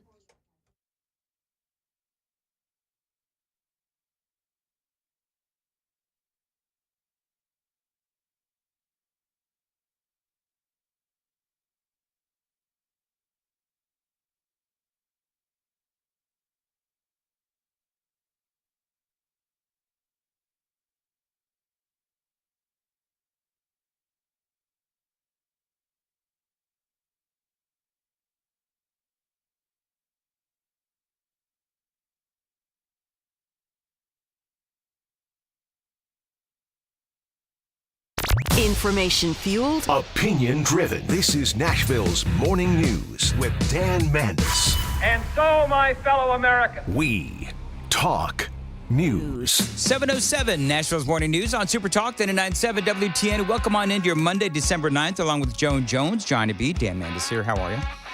Hey, coming up after the news at 8 o'clock, Stephen Bucci from the Heritage Foundation is going to join us over the weekend. You perhaps heard that in Syria, Bashar al-Assad, he is, of course, backed by Iran and Russia.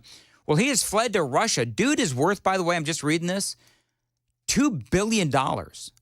I think he's going to be okay. And again, he has fled to Russia. His family owns a lot of real estate in Russia, but that leaves, of course, possibly a power vacuum in Syria, because the group that toppled Assad, Hayat Tahrir al-Sham, has ties to both al-Qaeda and ISIS. It's kind of a civil war that's been going on, and Bashar al-Assad finally fled over the weekend. But this organization, they're still considered a terrorist organization. They do have ties to al-Qaeda and ISIS. Now, the leader, and this is, of course, my worry, the leader is a guy named Abu Muhammad al-Jalani. And old Abu Muhammad al-Jalani, he is somebody who used to work with al-Baghdadi. Remember him? He used to be a hardline extremist. We still have like a $10 million bounty on dude's head. And now he is the guy in charge of Syria. Now, he says that he is a changed man. I'm sorry, I'm laughing. I don't know. I'm going to ask Stephen Bucci about that. He says that he is no longer an extremist. He says that he is a changed man, and he is apparently going to work to keep the terrorists out of power in Syria. And so now maybe you heard over the weekend into this morning that we're bombing ISIS and their where they are in Syria, to the ISIS camps. They're in Syria to degrade their operations in Syria. So we're trying to do whatever we can to take out ISIS, and U.S. was involved in that. And now here's the other thing that's in the news this morning is that, and by the way, we do have 900 troops in Syria, is that President Biden has said that we're going to rebuild Syria. Oh, yay. So we still have people that are homeless in Western North Carolina, yet here we are rebuilding Syria, still fighting in Ukraine. We're rebuilding Ukraine, and we're giving $1 billion to Angola, so Africa. So Biden is just going jet-setting all over the world, just giving folks money.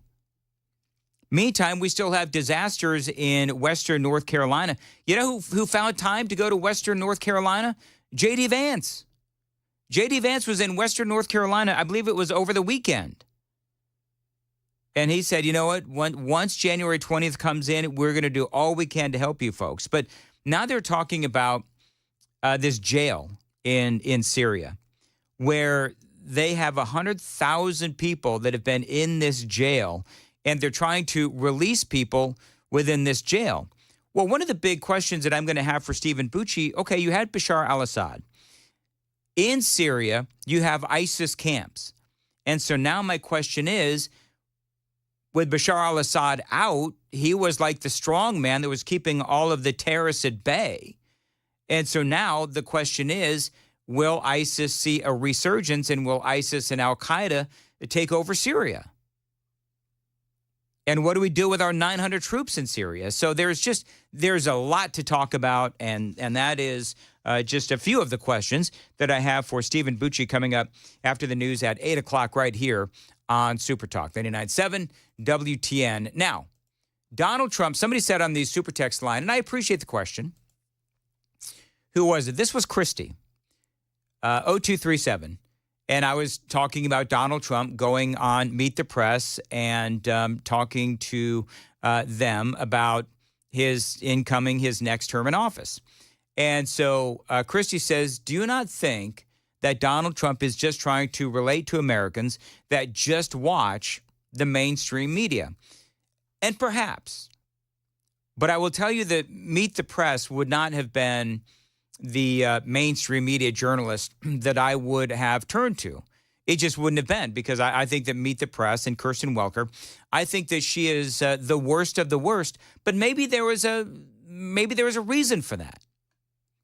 Maybe he wanted to go on, maybe he wanted to do the worst of the worst first, just to get it out of the way. You want the bad news or the really bad news first? Well, Trump took the worst of all roads, I suppose.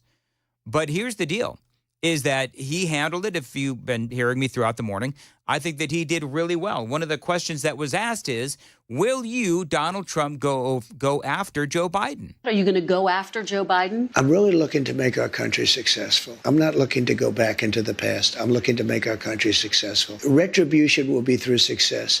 If we can make this country successful, that would be that would be such a great achievement. Bring it back. But that's not going to be my decision. That's going to be Pam Bondi's decision, and to a different extent, Kash Patel. Love it. I absolutely love what he has to say. I live by this motto. I think I've said this before. If not, it's the first time. But I do live by this motto, because there are a lot of people that don't like me, which is fine, whatever. But the best revenge is living well. The best revenge is living a good life, and don't let the haters get to you. Whether, in my case, there are people in my personal life or people who hate me because of what I say on the radio, whatever. And I like what Donald Trump is saying, where I'm just going to rack up a lot of wins, and that's what my revenge is going to be. Reversing all the things that Joe Biden has done to screw up our country.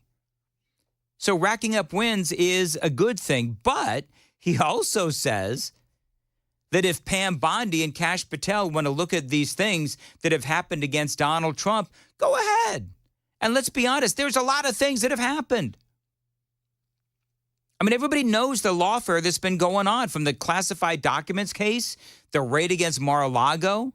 The case with E. Jean Carroll was an absolute disgrace. That was a travesty of justice, where, remember, he was accused of rape with zero evidence, and the woman accusing him, E. Jean Carroll, was simply bizarre.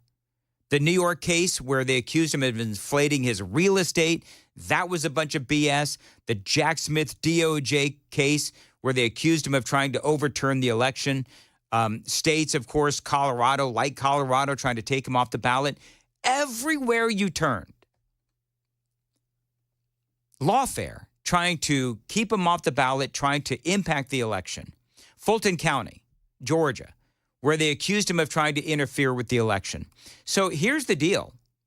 I have absolutely zero issue with Donald Trump or Kash Patel or Pam Bondi going after the likes of Jack Smith or whoever else that I just talked about that was involved in these cases.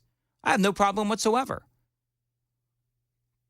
Because they use the Justice Department and they use the legal apparatus, the lawfare, to go after Trump. The justice system to go after Donald Trump and impact the election. So absolutely, if there are crooked people that are in the Department of Justice, then he needs to go after those folks, and they need to go after these folks big time because of what they did. What they've done to me in terms of weaponization, indictments, impeachments, and everything else. Pam Bondi talks about investigating the investigators. Do you want her to investigate Jack Smith? I want her to do what she wants to do. Do you want to see Jack Smith investigated? Well, I think he's very corrupt, but I want her to do whatever she has to do. Are you going to direct her to prosecute? I'm not. I want her to do what she wants to do. I'm not going to instruct her to do it, no. There you go. I mean, it sounds to me like Trump is talking about how he wants, an attorney general who is independent. And who is Donald Trump to tell her what to do? He wants an attorney general who is independent.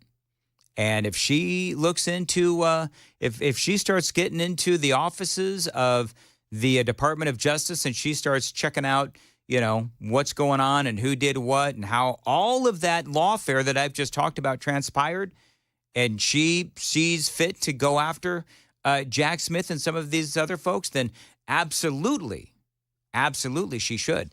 7:16 on Nashville's Morning News. Time to check the roads on WTN.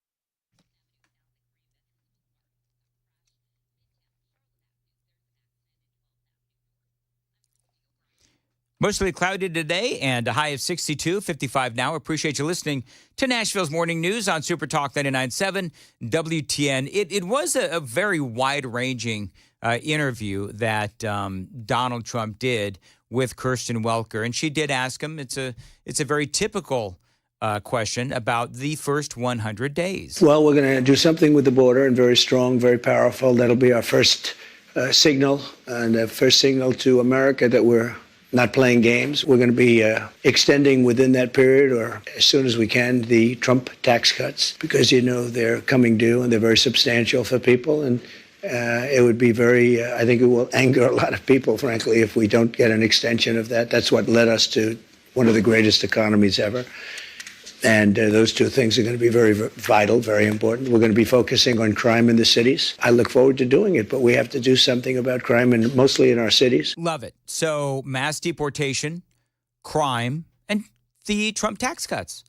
Now, earlier I was talking about this where, all right, if you're looking at dealing with crime, especially in the bigger cities, then you have the mass deportation, and that is going to help the crime in those big cities. The other thing that he said, and I love this, and he said this a number of times in this hour and 16-minute interview, is he said, listen, I want to work with the Democrats. He actually said that.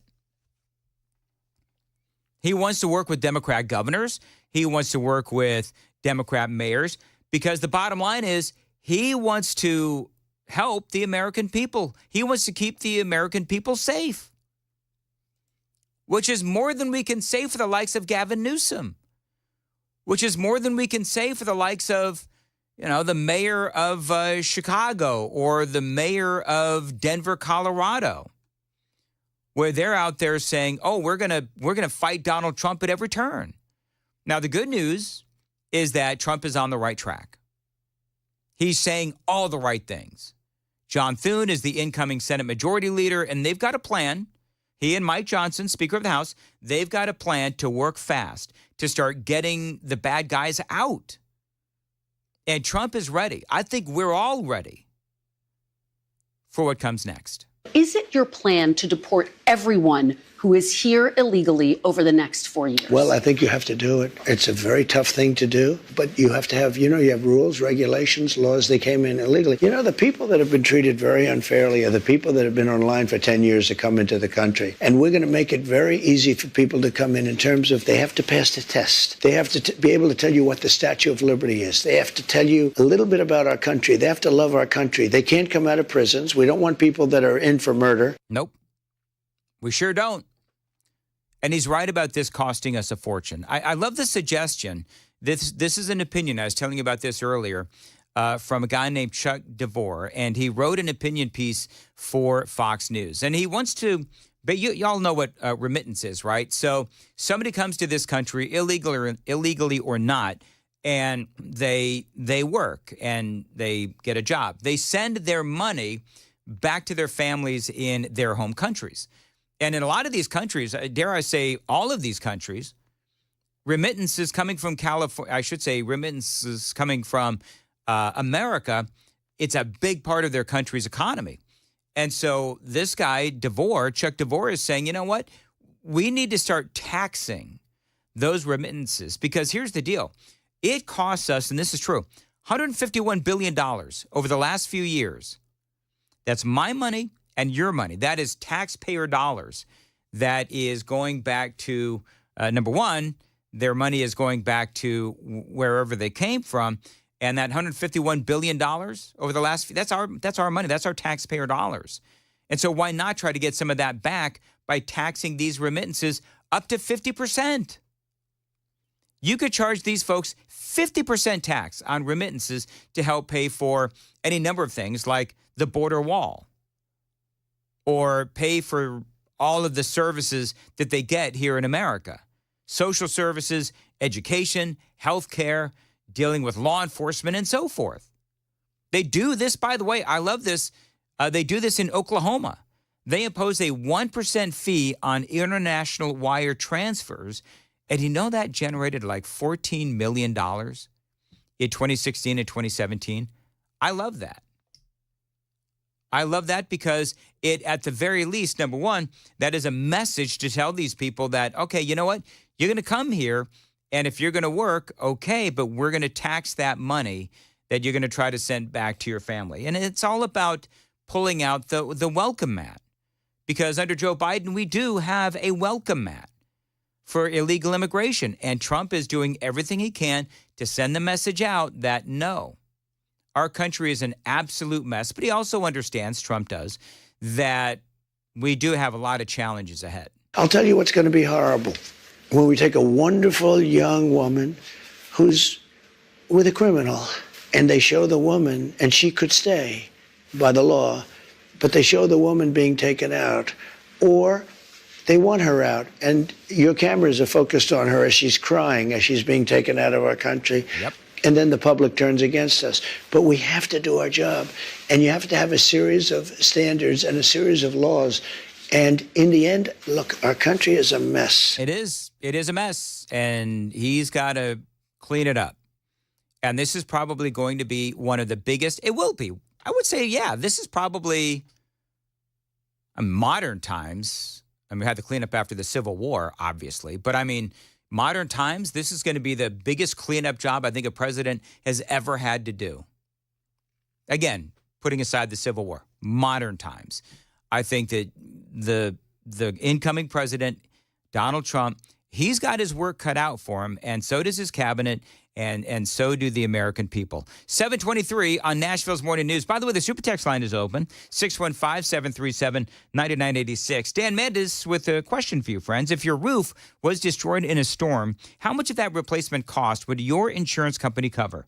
Now, if you don't know, you really do need to ask, because some insurance companies, they refuse to pay full replacement cost. They're going to deduct money for an older roof. Now, this means that the insurance company is depreciating how much they pay for your roof claim.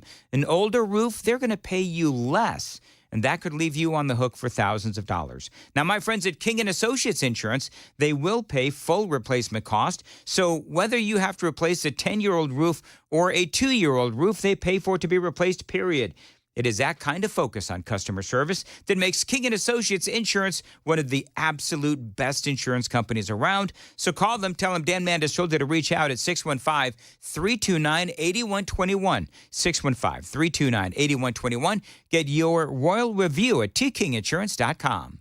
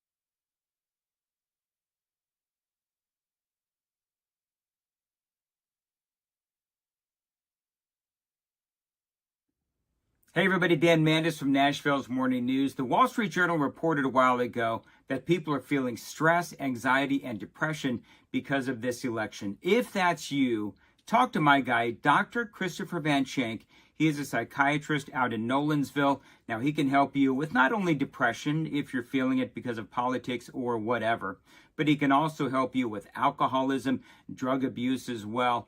Go to his website, nolensvillepsychiatry.com. He's got a long list of conditions that he can help you with, either in person or telehealth. Bottom line is, he wants to make it as easy as possible for you to get the help that you need. He can help your kids as well. Check him out online. Again, nolensvillepsychiatry.com. The number's below. Thanks for listening, and good luck.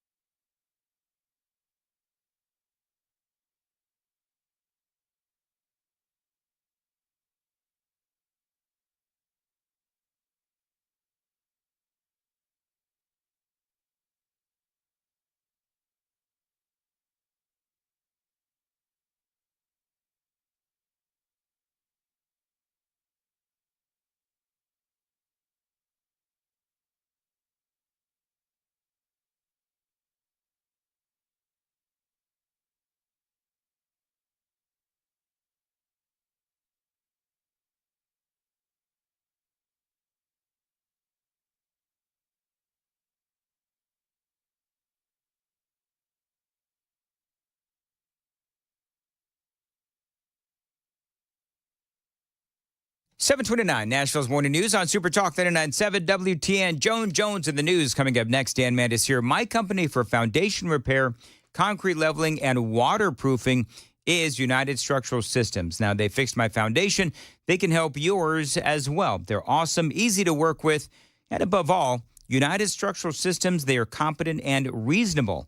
Now, if you notice doors and windows sticking, uneven floors, maybe gaps between the trim and the ceiling, these are all signs that you might have a possible foundation issue, and nobody fixes it better than USS, United Structural Systems. Listen, they've been serving Middle Tennessee since 1994.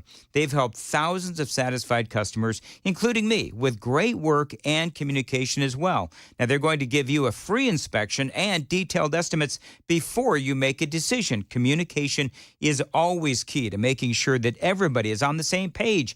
And by the way, you don't pay a dime until the work is done, and you are a satisfied customer. USS for all your foundation, concrete leveling, and waterproofing needs. Call them, tell them Dan told you to reach out. 615-488-7855, 615-488-7855. You can always find them online, USSTN.com.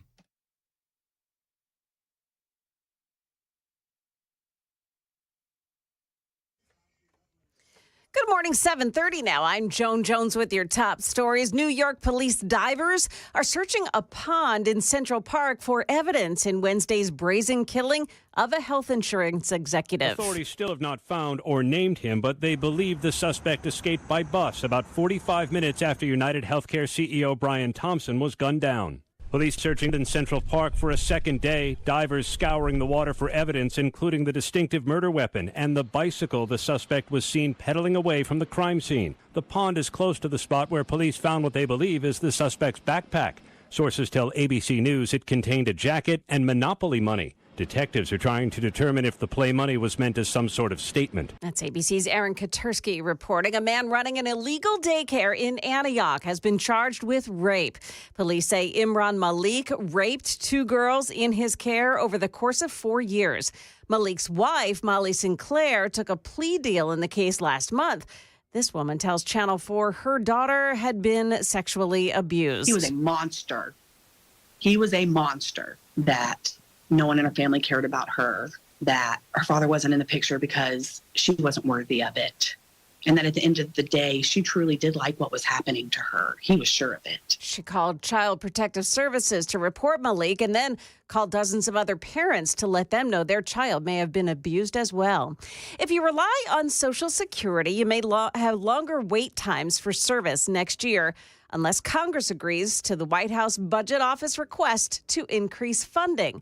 The Social Security Administration says it needs to hire more employees, but it can't because House Republicans refused to add more funding for the SSA in the continuing resolution that was reached in September. As of right now, the SSA is under a hiring freeze.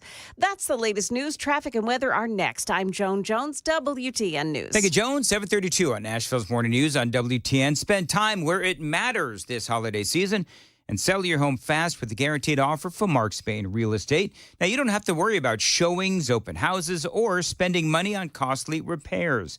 The guaranteed offer from Mark Spain Real Estate allows you to bypass the market, receive an all-cash offer, and close in as little as 21 days. If you're looking for a hassle-free experience, then you want to reach out to my friends at Mark Spain Real Estate. They're going to help you make the most money and a hassle-free sale. They've got 12,500 five-star reviews. Mark Spain Real Estate knows what matters most, a quick sale and maximum profit. Now, selling your home is one of the biggest financial decisions you're ever going to make. So who you work with matters. Trust the most experienced real estate team in America and close with confidence. Close with Mark Spain Real Estate. 855-299-SOLD. 855-299-SOLD. Go to markspain.com to get a guaranteed offer on your home today and start packing.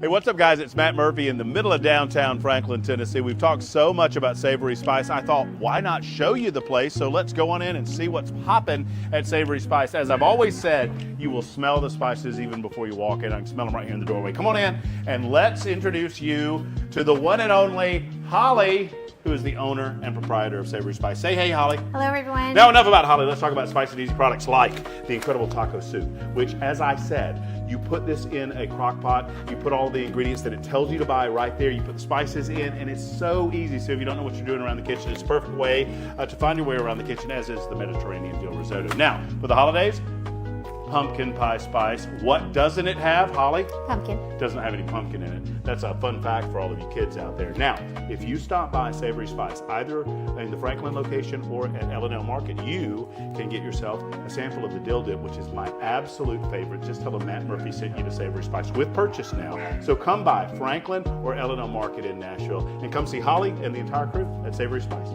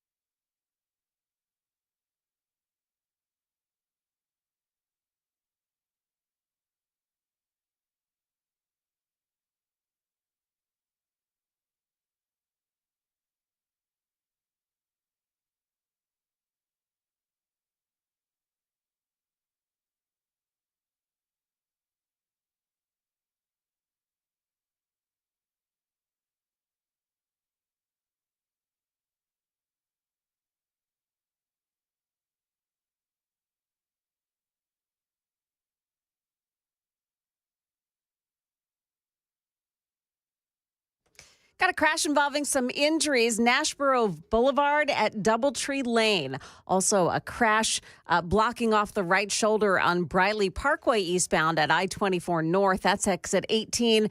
And in Hermitage, a crash reported I-40 eastbound lanes at Stewart's Ferry Pike. Traffic every 10 minutes every morning on Super Talk 99.7 WTN.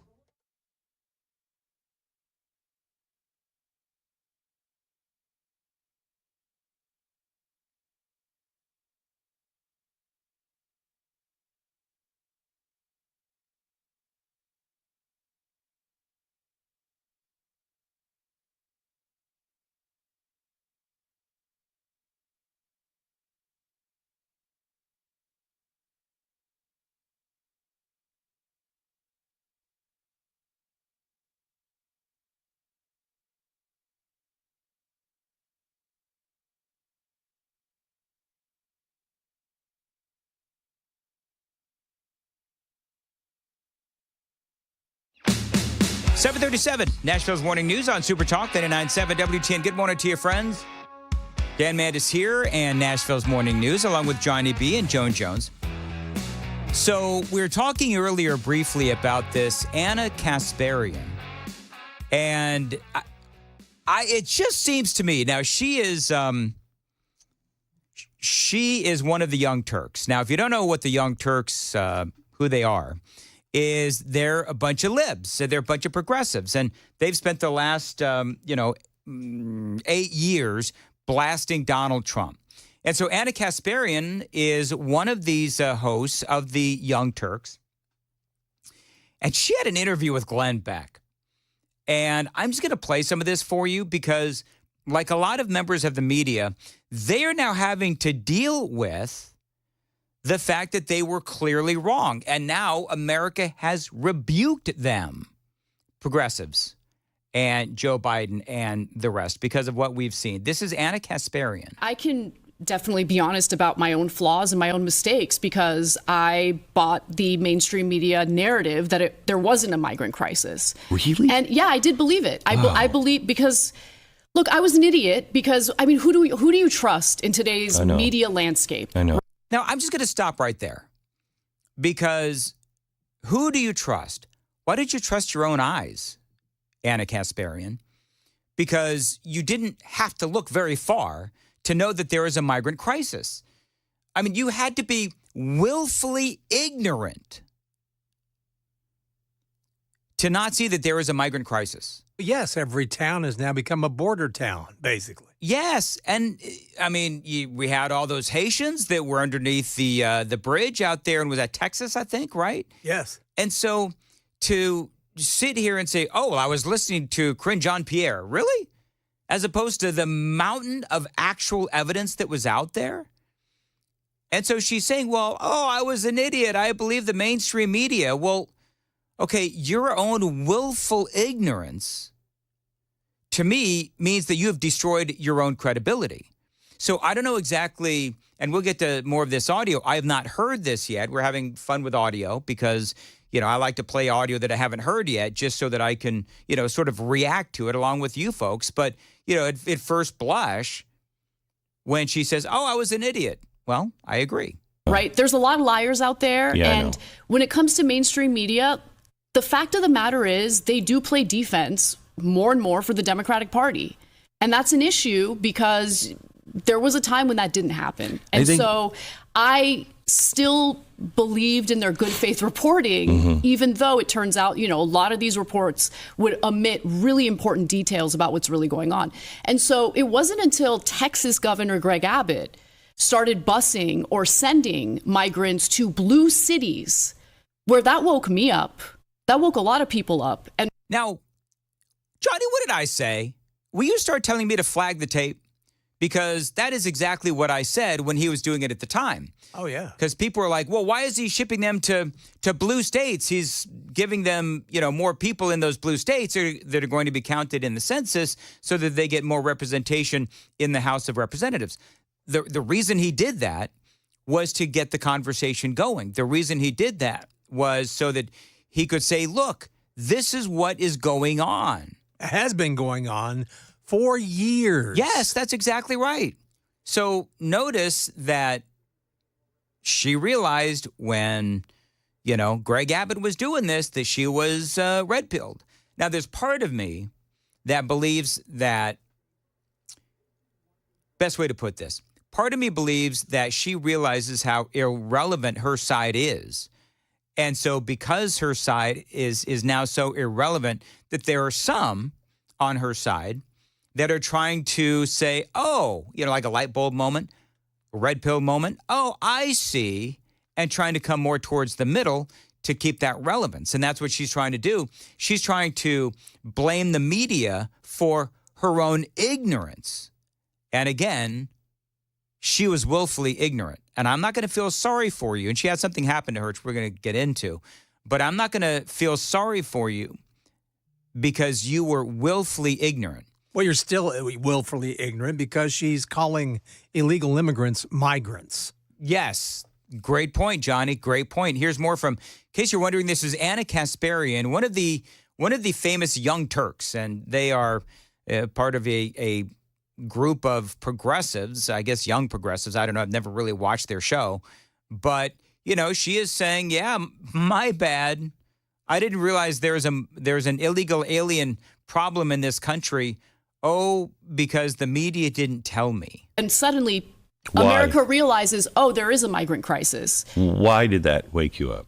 Well, because all of a sudden you're seeing migrants sleeping on the floor in the police department in Chicago because they don't have shelter for these people, right? You're seeing, these. I love watching streams of city council meetings because that's how you understand what's really going on in these cities, right? So here's my question. So is she just now admitting that she has been red-pilled? Because, this has been going on for 4 years now. And it really became an issue, 3 years ago? Haven't we had basically 3 years of wide open borders? And so my question then to Anna Kasparian would be, and I don't know if Glenn asked her this, but my question would have been, well, then why exactly is it that you're speaking out now? Did you just come to this realization? Because if she's just coming to this realization, then Anna Kasparian actually has no business commenting on anything. Because where the heck are you getting your information? So either she's blithely ignorant, willfully ignorant, or she's been lying this whole time. Because any podcaster, any talk show host, any journalist that has an ounce of credibility looks at sources that are beyond just the mainstream media. Right? Isn't that, I don't know one talk show host who will say, oh, you know what? The New York Times and the Washington Post says this is wrong, so they must be right. Right? Isn't that so true of so many people in the media that they just don't watch any coverage beyond what the echo chamber? But Joan, her echo chamber is the mainstream media. I would understand if she was looking, because that's what she's saying. I believe the mainstream media. So in other words, she was not looking at any other sources other than New York Times, Washington Post, MSNBC, whatever. And so to me, I do look at, and you, hey, listeners, feel free to roll your eyes, but I look at all kinds of different I do sources. Too. Yep. You know what I mean? Because I want to know the truth. But maybe she didn't want to know the truth. And until now. Well, then, Joan, she doesn't have any credibility to me then. Yeah. Because if I don't know how long the Young Turks have been around, but if she is only now wanting to know the truth, then she can do what she wants and anybody can do a podcast, but she has no credibility. She has no credibility at all. And I don't know if is she still on the Young Turks? Or did they kick her off because she's now been red-pilled? Good question. Yeah, I don't know. Yeah. Anyway, I got a little bit more from Anna Kasparian coming up next. It is 7:45. Time to check the roads on WTN.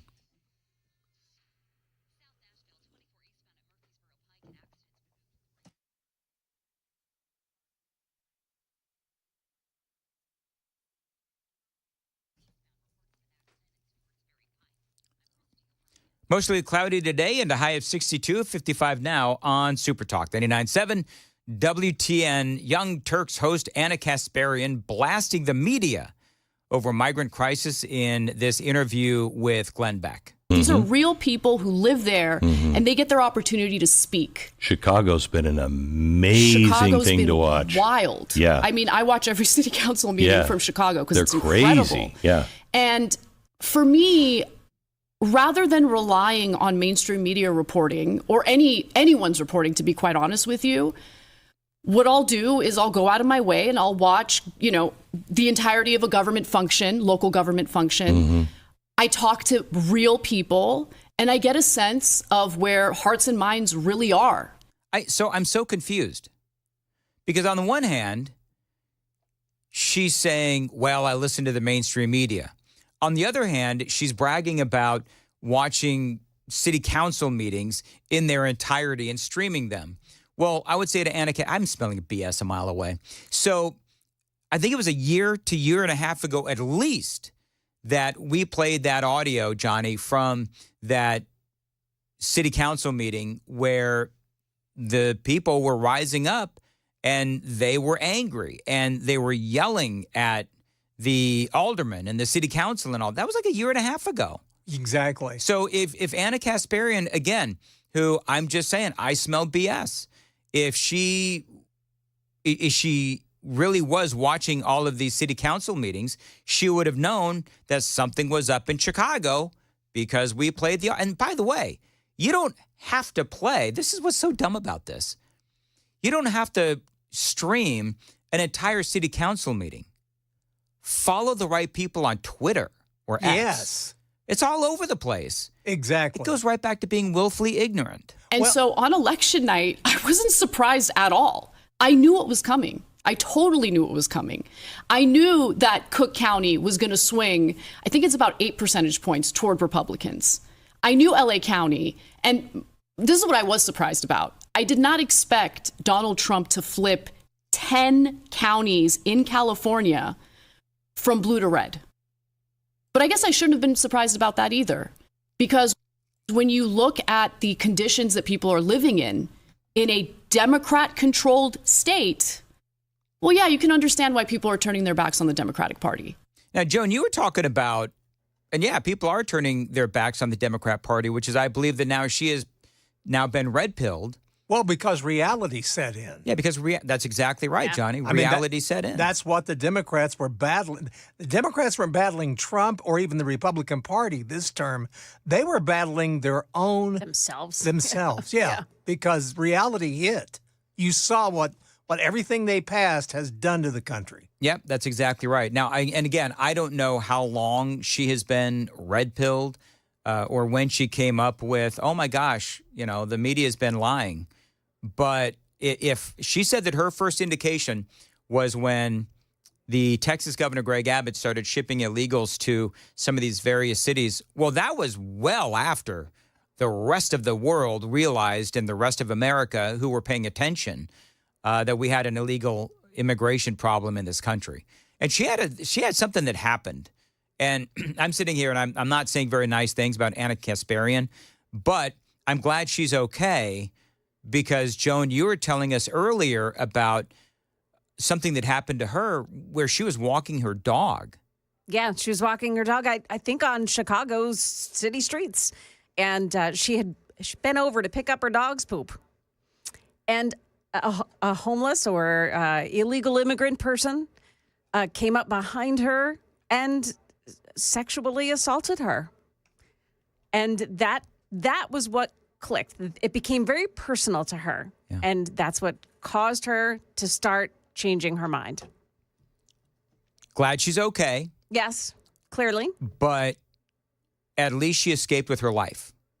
And you have so many people on the left who won't even say the names of people like Laken Riley. Yeah. And that's why I think I'm probably spending far too much time bashing this person. But to be honest with you, I don't take anything that she says seriously. I think that she realizes that her opinion and her view is now completely irrelevant. And now she's trying to meet towards the middle. Because here's the deal. Just like we know with Republicans, where if you are a Republican, like a George Conway, for example, I'm air quoting, then you can carve out a really nice niche for yourself as somebody who bashes Donald Trump. So maybe what she is trying to do is she's trying to carve out a niche for herself as a progressive who is going to take out her own party. Because let's be honest, how many Republicans or conservatives had heard of Anna Kasparian before she had been on with Glenn Beck? Nobody. Now she's on with one of the biggest media personalities in America today. Why? Because she says that, she's taking out the media and she was so shocked that the media was lying about illegal immigration. So maybe that's what she's. I'm very cynical of this whole thing. 7:52 on Nashville's Morning News on Super Talk 99.7 WTN. What do you think? 615-737-9986. The super text line is open. And reading it, a lot of great comments so far. Dan Mandis here. Now is the time to call my friends at Cove Generators, because right now they're offering you a free, listen to this, 10-year warranty on a new generator. That is well over $1,000 value. So if you've ever wanted a backup home standby generator, now is the time to do it with Cove Generators. They also offer you great financing options as well. Now, they are now available. They are your premier Generac home standby generator dealer here in the state of Tennessee. So be prepared for the next power outage and call my friends at Cove Generators. Never lose power again. 931-559-3311. 931-559-3311. Find them online. It is covegenerators.com. It is 7:53 on Nashville's Morning News on Super Talk 99.7 WTN. Joan Jones has the news at 8. Joan, what's coming up? Well, a horrific discovery after the fall of the Assad regime in Syria. Also, today marks 1 year since 2 tornadoes tore through the Nashville region. We'll take a look at the recovery. Those stories coming up at 8 o'clock on Super Talk 99.7 WTN.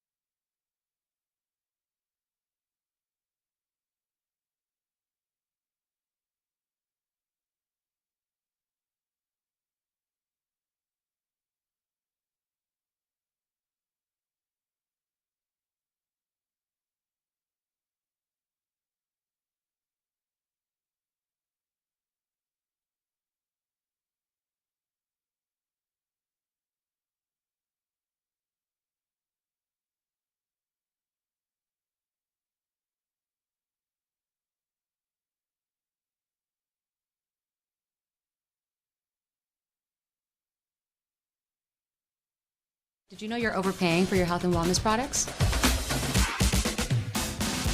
With over 20 company-owned brands offering its members vitamins, supplements, wellness, and skincare products, you're able to save up to 70% off retail. Members Nutrition can't change your life, but we can change the way you live.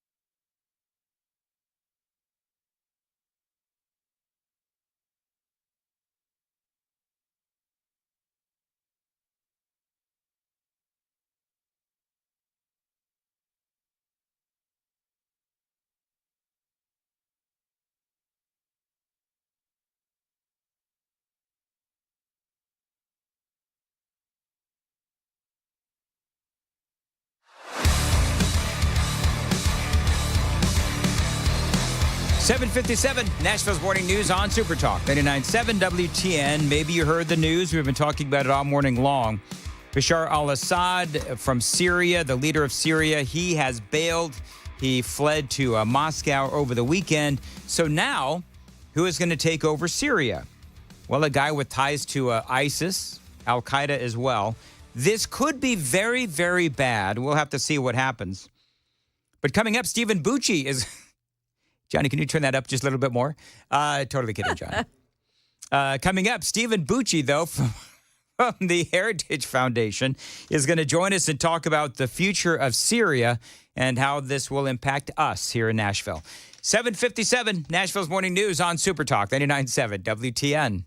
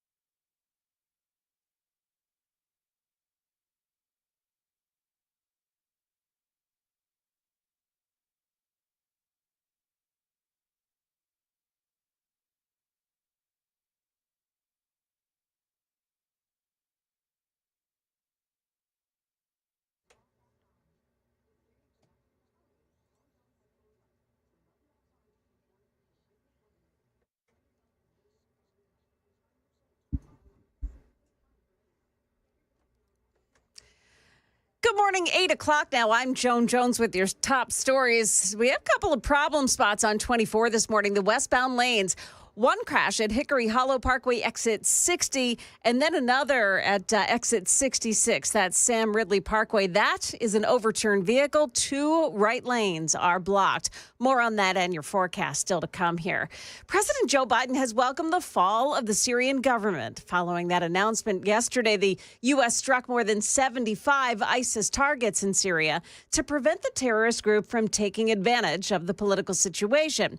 Meantime, American journalist Austin Tice was kidnapped in Syria more than a decade ago. And as that country's government crumbles, the White House says they are determined to bring him home.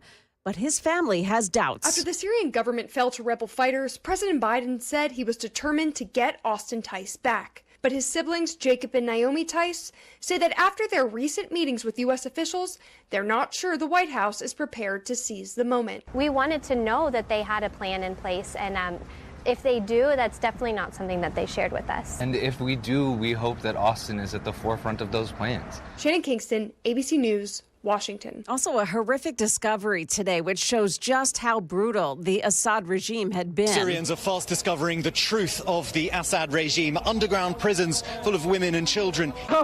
Don't be afraid, the man says to this woman found in an underground prison. He finds a child alongside her. ABC's James Longman reporting there. Closer to home, Metro Nashville police holding their 4th annual Safe Surrender event over the weekend. It's a chance for people who have outstanding nonviolent warrants to have them cleared. More than 300 people had their charges expunged. Here's Chief John Drake. This is our opportunity to help people. People make mistakes. We all do. There's no one perfect in this world. And so we just give people an opportunity who committed a nonviolent offense to come in and have that lifted.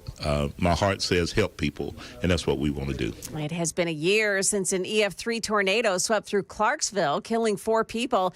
And another twister that same day killed 3 in Madison. Well, many homeowners and businesses are still trying to rebuild. In Clarksville, the day was marked yesterday as residents were given trees to plant. Also, the Fellowship Church in North Clarksville reopened to worshipers for the first time since it was destroyed by the tornado. Market Numbers Report brought to you by Beacon Capital Management online at beaconcm.com. About a half hour to the opening bell here, and Dow futures are up 43 points. The NASDAQ futures are down 32. We've got S&P futures falling 1.5. That's the latest news. Traffic and weather are next. I'm Joan Jones, WTN News.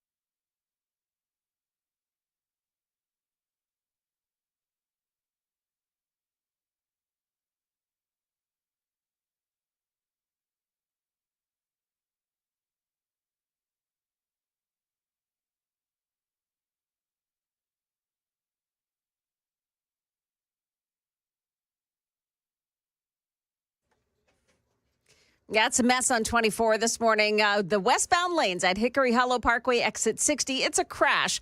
And then in Smyrna, 24 westbound just before Sam Ridley Parkway, exit 66, got an overturned vehicle there, and it is blocking 2 right lanes. Also, if you're traveling the eastbound lanes of 24 at Murfreesboro Pike, exit 52, a crash that blocks the right shoulder. Traffic every 10 minutes every morning on Super Talk 99.7 WTN.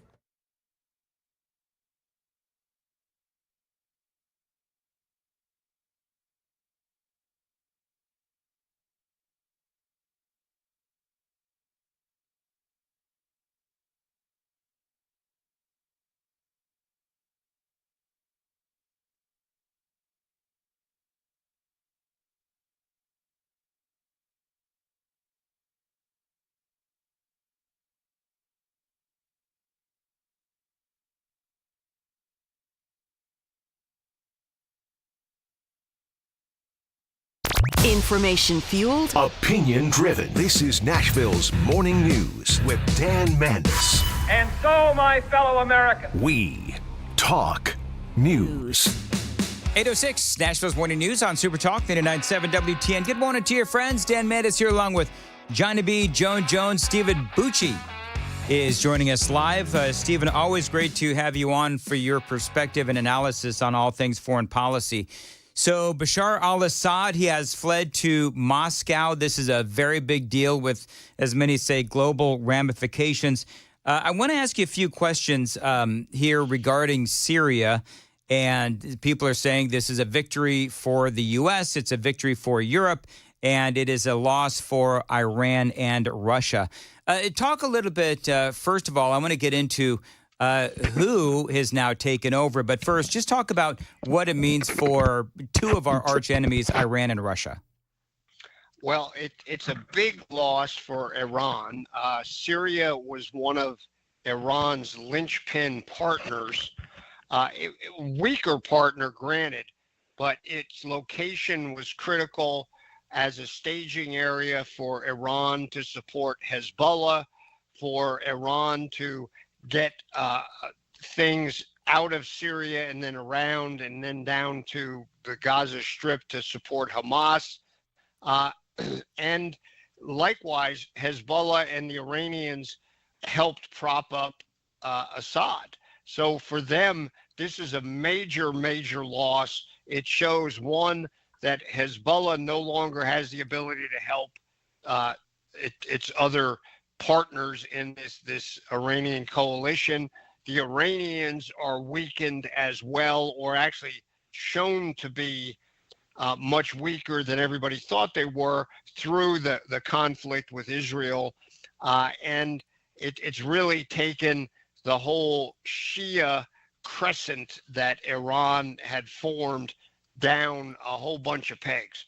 For Russia, similarly, it's shown that even though Russia likes Assad, is now giving him shelter, they were no longer able to provide adequate support to him to keep him in power because of everything that they are using up and committing in Ukraine.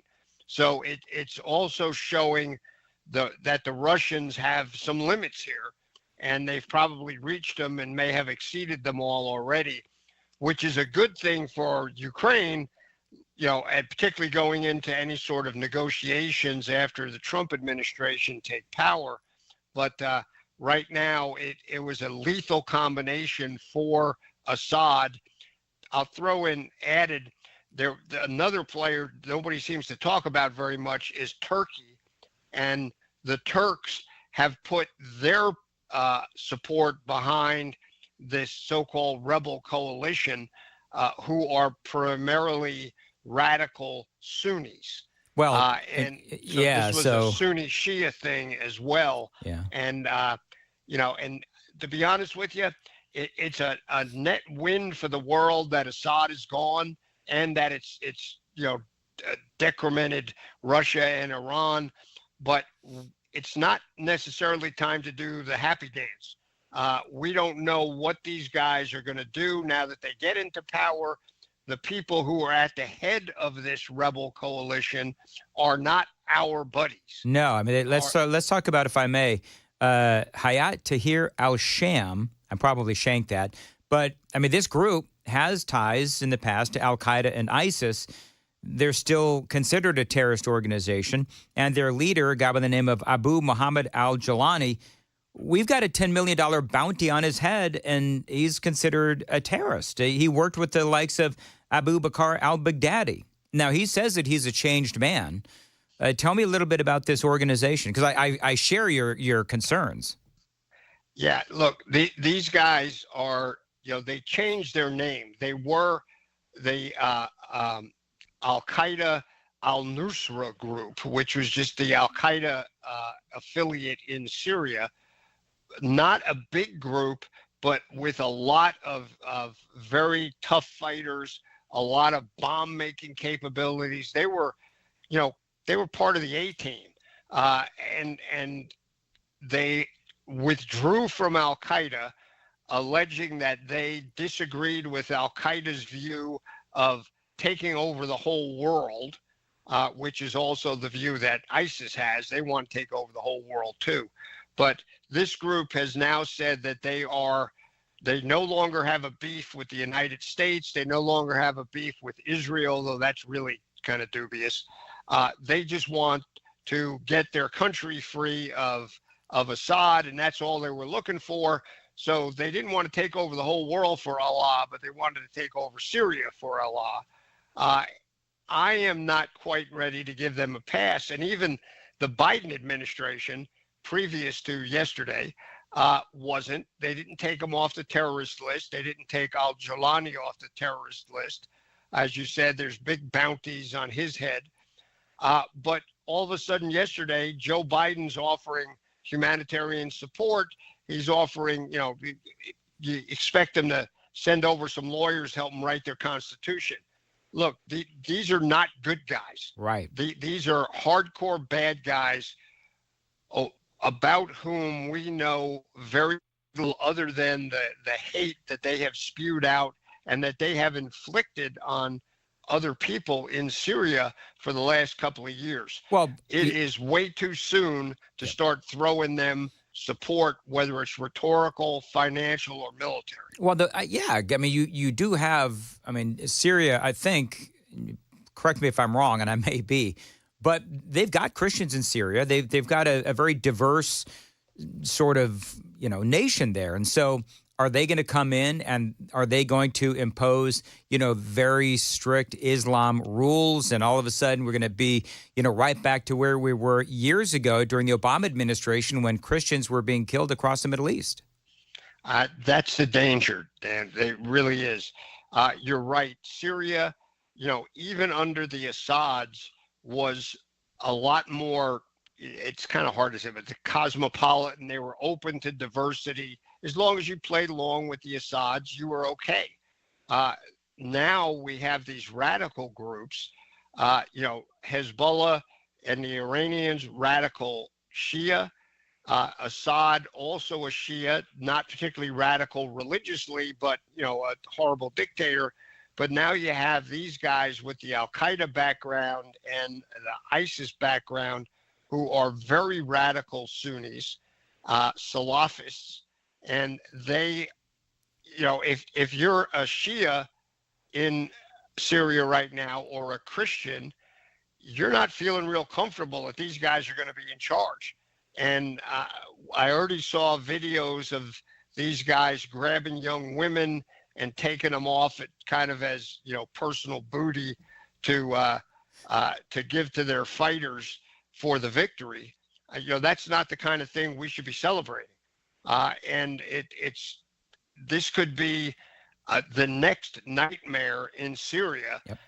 And until we know for sure that that's not going to happen, we should not be doing the happy dance and signing checks. Yeah, I saw this over the weekend, and I was like, why are people celebrating this? Is there anybody concerned about this? Now, the U.S., we spent, yesterday bombing ISIS installations in Syria to degrade their operation. Coming up, Stephen, I got to check the traffic, but I'm going to ask you about our 900 or so U.S. troops in Syria. And what about all these 100,000 people or so that are in this jail in Syria that is now being emptied? More with Stephen Bucci is coming up, 8:15. Time to check the roads on WTN.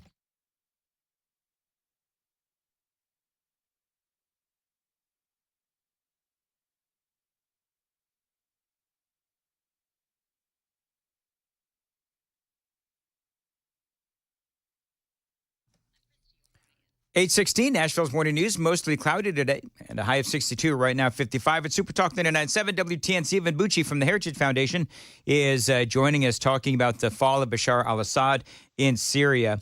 So in the news this morning, there's all kinds of different takes on this, but in the news this morning, there is this notorious jail, I guess, in Syria, where you had hundreds of thousands of people or 100,000 people. They've now been released. Some have been released. A lot of torturing going on in this.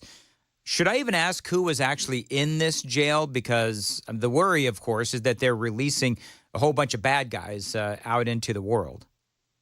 Yeah, well, look, these jails were filled with Assad's political prisoners. So a lot of internal folks who, frankly, hadn't done anything but disagreed with Assad.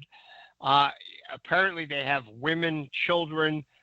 There's been one poor woman said, "Yeah, I've been in here for 15 years.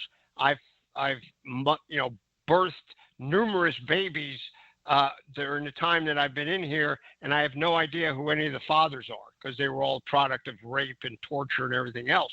But at the same time, there were people who were fighting against Assad in this resistance since the Arab Spring, who are hardcore Islamist fighters who have been captured and put into prison and tortured, but now their buddies are in charge, so they're going to be let out and probably rejoin their various organizations to continue the fight, probably not just inside Syria.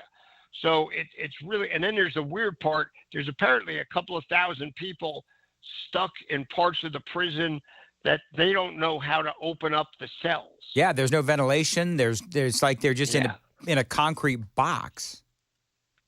Yeah, it's really horrible.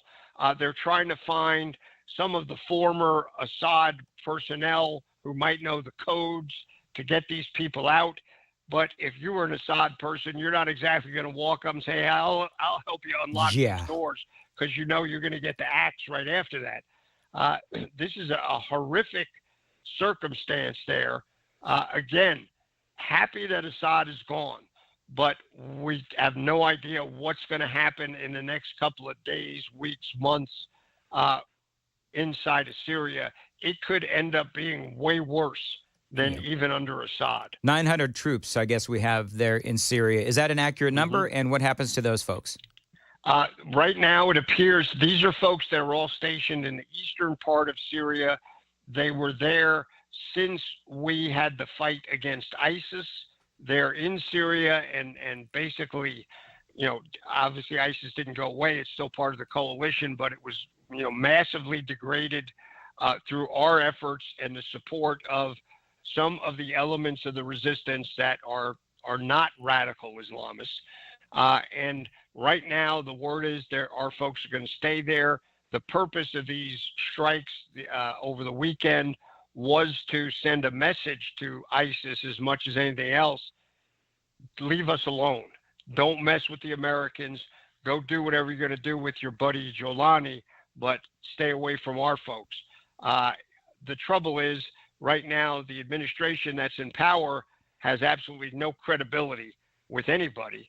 And you got Joe Biden offering help already. Yeah. So it's kind of hard to deter people if at the same time, we're bombing their folks. It's nuts. So I don't know what's going to happen. Anybody who says they do is lying. But it's, again, not time to declare victory. No. And let me add one last question. People in Nashville driving, 40, 65, 24, they're asking this question because we're hearing, the ISIS, Al-Qaeda, these horrific groups that if you follow the news and talk radio, all about these groups. And now here they are in the news again. When it comes to terrorism and the safety of America, is there a way to ascertain how this impacts that at this point? No, not yet. Our biggest concern right now is refugees. Is this going to cause more refugees to come out of Syria and into places like Jordan or Turkey or over into Iraq? Or is it going to be a situation that allows refugees who have gone overseas to come back to Syria? The former, not a good thing. The latter would be a good thing, but is less likely because most of those folks have built a new life in their new countries. It's probably better than what they had in Syria. And now, other than for love of their country, it'd be a tough thing to uproot your family and go back to what is now an uncertain situation. The threat to Israel is real. And the Israelis are taking steps to protect themselves on the Golan Heights and to make sure that people understand that they're not now a target for the radicals that are now in charge in Syria. So Israel's got another front suddenly in the midst of all the other ones they've been fighting on. So that affects America as well because of our support to Israel, and now that's become more complex. But this could end well, but you don't really want to bet the mortgage yet. No, you don't. Stephen Bucci, always great to have you on. Outstanding analysis and perspective, and we'll have you back again soon. 8:22 on Nashville's Morning News on Super Talk 99.7. WTN, Dan Mandis here. Stop letting high-interest debt weigh you down. Pay it all off in days thanks to Loan Pronto's new Rapid Equity Loan. Now, homeowners, this is for you. Imagine a completely hassle-free way to cash out on your home's equity. No appraisals, no paperwork, and no waiting. Loan Pronto's All new Rapid Equity Loan uses AI-driven technology to get you approved for cash out in as little as 1 day. Now, one client got $100,000 approved in under 24 hours, wiped out their debt, launched a home improvement project, and is now saving over $1,000 a month. And that could be you. Instant approvals, low fixed rates, fast transfers. Get cash to consolidate all your debt and get a fresh start for the new year. Call my friends at Loan Pronto now and see how much you qualify for.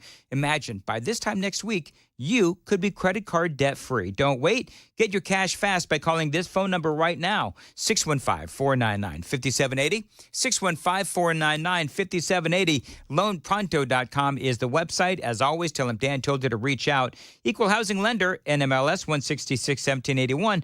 On approved credit, NMLSconsumeraccess.org. 823 on Nashville's Morning News on Super Talk 99.7 WTN. Joan Jones has the news at 8:30. Joan, what's up?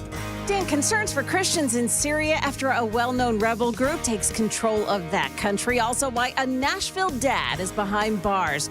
Those are coming up at 8:30 on Super Talk 99.7 WTN.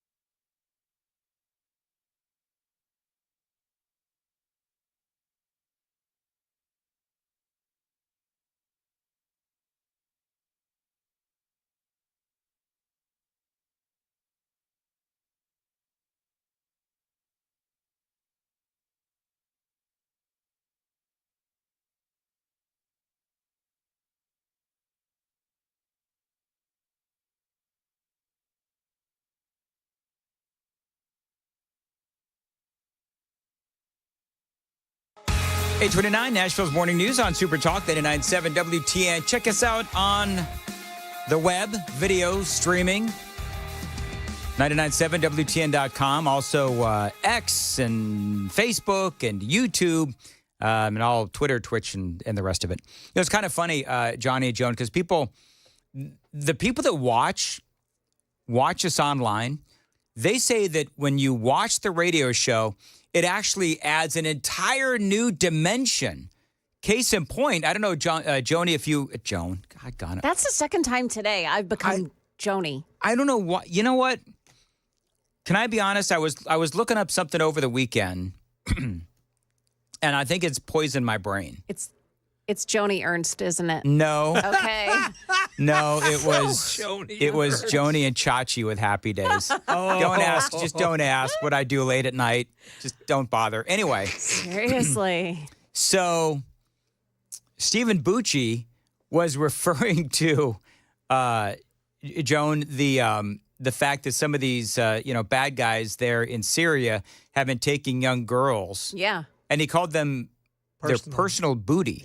Yes. And it's not funny. It's not funny at all. But Johnny and I just started giggling like a couple of fifth graders because of the way that he put it. It's like I didn't expect to hear that from the official Stephen Bucci political analysis. Well, I knew what he meant. Yes. But it was probably not the best time to use that analogy. Well, people are laughing on the super text line. And of course, if you're watching the radio show, you'll see me look at Johnny and Johnny look at me, and we just start personal booty. Anyway, moving right Oh, along. my. It's 8:30. Joan Jones has the news now on WTN.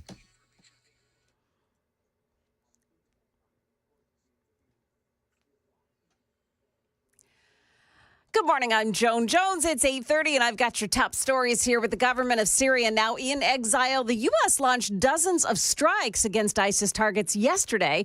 U.S. Defense Secretary Lloyd Austin saying it appears the mission was successful, taking out ISIS camps and operatives in Syria. Evaluating the results, but I think that we're going to find that we've been pretty successful. But that's focused on ISIS, to keep the pressure on ISIS and to deny them the ability to easily resurge. Moments ago, too, Israel said its military struck Syria's chemical weapons capabilities. On X, Vice President-elect J.D. Vance reiterating Donald Trump's stance on the fall of Syria's government, saying, "This is not our fight, and we should stay out of it." A 2017 State Department report on religious freedom in Syria found that Christians have been targeted with killings, kidnappings, and arrests at the hands of ISIS and the now-in-charge rebel group that's known as HTS. Other news of the day, a police effort is underway to identify a man who was found dead yesterday in the woods of the Hamilton Creek Recreation Area off Bell Road. Metro Nashville police are saying that man died of an apparent gunshot wound. They're asking anyone with information to call Crime Stoppers. And that man has been arrested for DUI after his young daughter was found walking along Neely's Bend Road by herself. The girl told police that her father had been drinking and needed help. Officers found that 4-year-old's father asleep behind the wheel of a still-running car. Lucchese Solomon Raimundo has been arrested. That's the latest news. Traffic and weather are next. I'm Joan Jones, WTN News.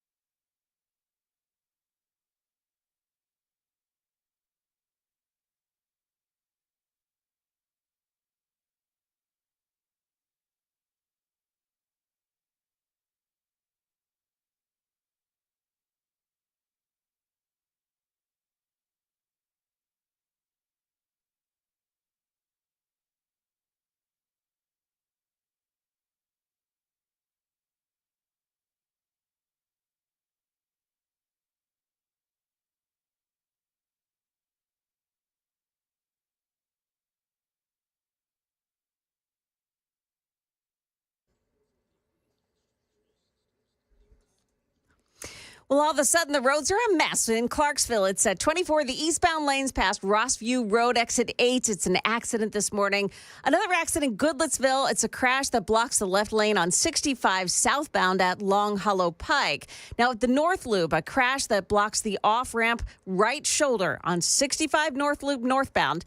The off-ramp to 65 North, exit 86. That's where that accident is. And an overturned car in Smyrna. It's on 24, the westbound lanes at Sam Ridley Parkway, and 2 right lanes are blocked there. Also, Laverne still working that crash at Old Hickory Boulevard and Saddle Creek Way. Traffic every 10 minutes every morning on Super Talk 99.7 WTN.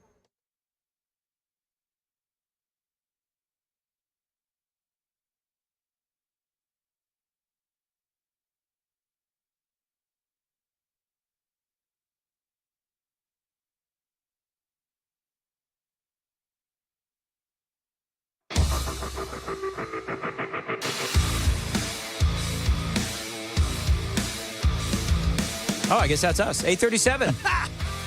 Nashville's Morning News on Super Talk 99.7 WTN. Good morning, Joan Jones. Hello there. You know why I did her first is because it's been on my mind not to call her Joni. You can't do that. Johnny is here. Hello, Johnny. And thanks for not calling me Chachi. Good morning. And Chris Hand is here. Now, we've had a little bit of a situation with Chris. Uh-oh. We may have to do... He's not having problems in the studio again, is he? No.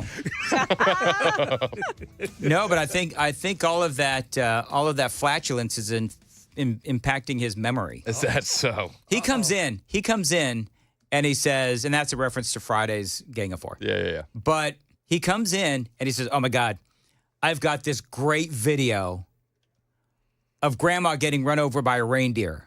And I'm like, well, is this the same one like that you sent last week? I don't remember sending one last week. He says, I didn't send one last week. And I thought, well, maybe it was the day that he was gone. So I asked Johnny, was Chris here when we did Grandma got run over by a reindeer? I think so.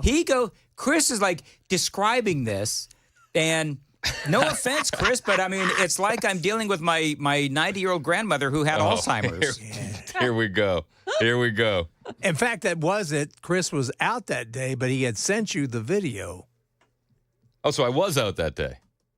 Yeah, no, I don't. Was he out that day? I think he was. Now I'm being redeemed. I think so. He gave me a lot of grief, Mandis. I think what happened is he sent you the video, but he ended up not coming in that day.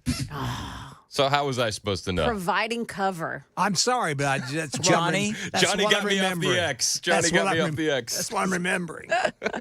So, but you know what? I keep looking at it. This deer actually knocks these old ladies over like a bowling ball. Oh my gosh, he creams a crowd of old ladies. This is the turkey trot. Yeah. Right? Yes, it's the turkey trot. Well, we did this story. I know, Joan. Oh, okay. Just letting you know that you maybe didn't understand. Okay. I don't think I was here, though. I don't think I was here. Yeah, I don't think you were I either, would have recalled. I feel like I would have recalled. But that grandmother, I mean, she got a head injury out of the deal. Did she actually have a head injury? Wow. She looks like she had a head injury. She went down hard. Yeah, you gotta watch deer, man. People do. Oh, you don't. Honestly, either. have you posted your socials? No, I haven't. Well, post it to your socials so we can send people along. Are you okay? No. Post it on your socials. All right, at Chris Hand on air if you want to see Grandma get run over by a reindeer. And speaking of socials, Dan. Yeah. Dan. Yeah. Well, Dan. Dan, I think Dan Mandis is responsible for the resurgence of this woman. I'll bide my time. And as for you, my fine lady, I can't attend you here and now as I'd like, but just try to stay out of my way. We can't, because all over X for the last couple of weeks, it's been Margaret Hamilton, the Wicked Witch of the West. Really? From Wizard of Oz that Dan Mandis said on this very program was hot. He did say that. Yes, he did. Right, so I want to make sure that everyone understands what has happened here. Johnny is throwing cover to Chris. Yeah. And throwing me right under the bus. I have been very specific. My guy. I've been very specific to everyone. I don't want that mentioned again. Somehow you keep bringing it up. I owe that man a fist bump. I'm sorry, Dan, but last week it was they showed an old film of Mr. Rogers having her on without her makeup. Yes. Ooh. And I'm going to be honest, she looks better with the makeup. I have to agree, the green makeup does help a lot. Wait, doesn't she appear earlier in the movie as like yes. the neighbor? Yeah, Yep. the neighbor, yeah. The neighbor that wants to drown the dog. Right. Yeah. Did you hear what Dorothy's ruby red slippers went for at auction? Oh, yeah. $32 million? $32.5 million for a pair of shoes. What are they going to do with those? Yeah. I don't know. They look beat up. I don't think they're worth that. Put them in a glass case. And then and a house fell on them, for God's sake. Listen, can I just ask, how do they know that those are really hers? Because, when you're in a tornado, your shoes go everywhere. Yeah, they do. I find this very suspect. But these shoes were stolen from a Judy Garland museum in Minnesota, don't you know? And then, 13 years later, the FBI gets a tip. So the FBI is doing something, and they got the stolen slippers in a sting operation. A sting operation? Wow. How much do you think a sting operation to get the ruby slippers? To get ruby slippers back? I don't know. How much do you think that cost the American people? We have the shoes. Less than the sting operation at Mar-a-Lago. Yes. So, that being said, the slippers, the whole thing was there's no place like home. I'm pretty certain that whole Wizard of Oz thing did not happen in Minnesota. No, because they don't have Kansas. those. It was Kansas. And who the hell wants to go back to Kansas? Who wants to go to Minnesota? Yeah, really. I'd go to Minnesota. Would you? They got a really cool baseball stadium there. You know my thing about baseball stadiums. Yeah, I've heard. You like to break into them.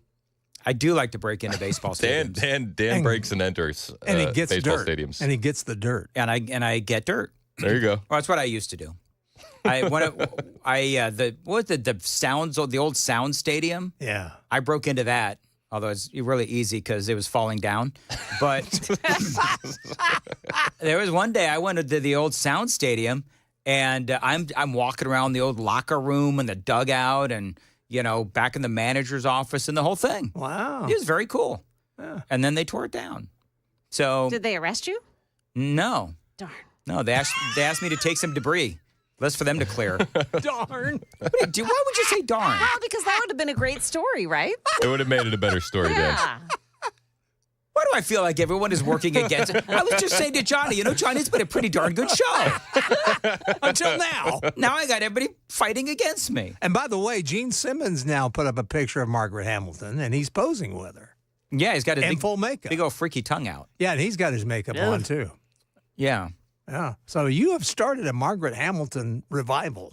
That's right. It's all me. Single-handedly. Yes, Single-handedly. It's a movement. Yes, it is. Well, it's something. Do you know that on Friday when I left the studios, I did like what I thought I would normally do. I went into the studio to say at a commercial break to say bye to Chris. I threw open the door, and as I was throwing open the door, I thought, should I be invading his space? I didn't get a hand signal that it's okay or anything. You should have you walked in and said, dude.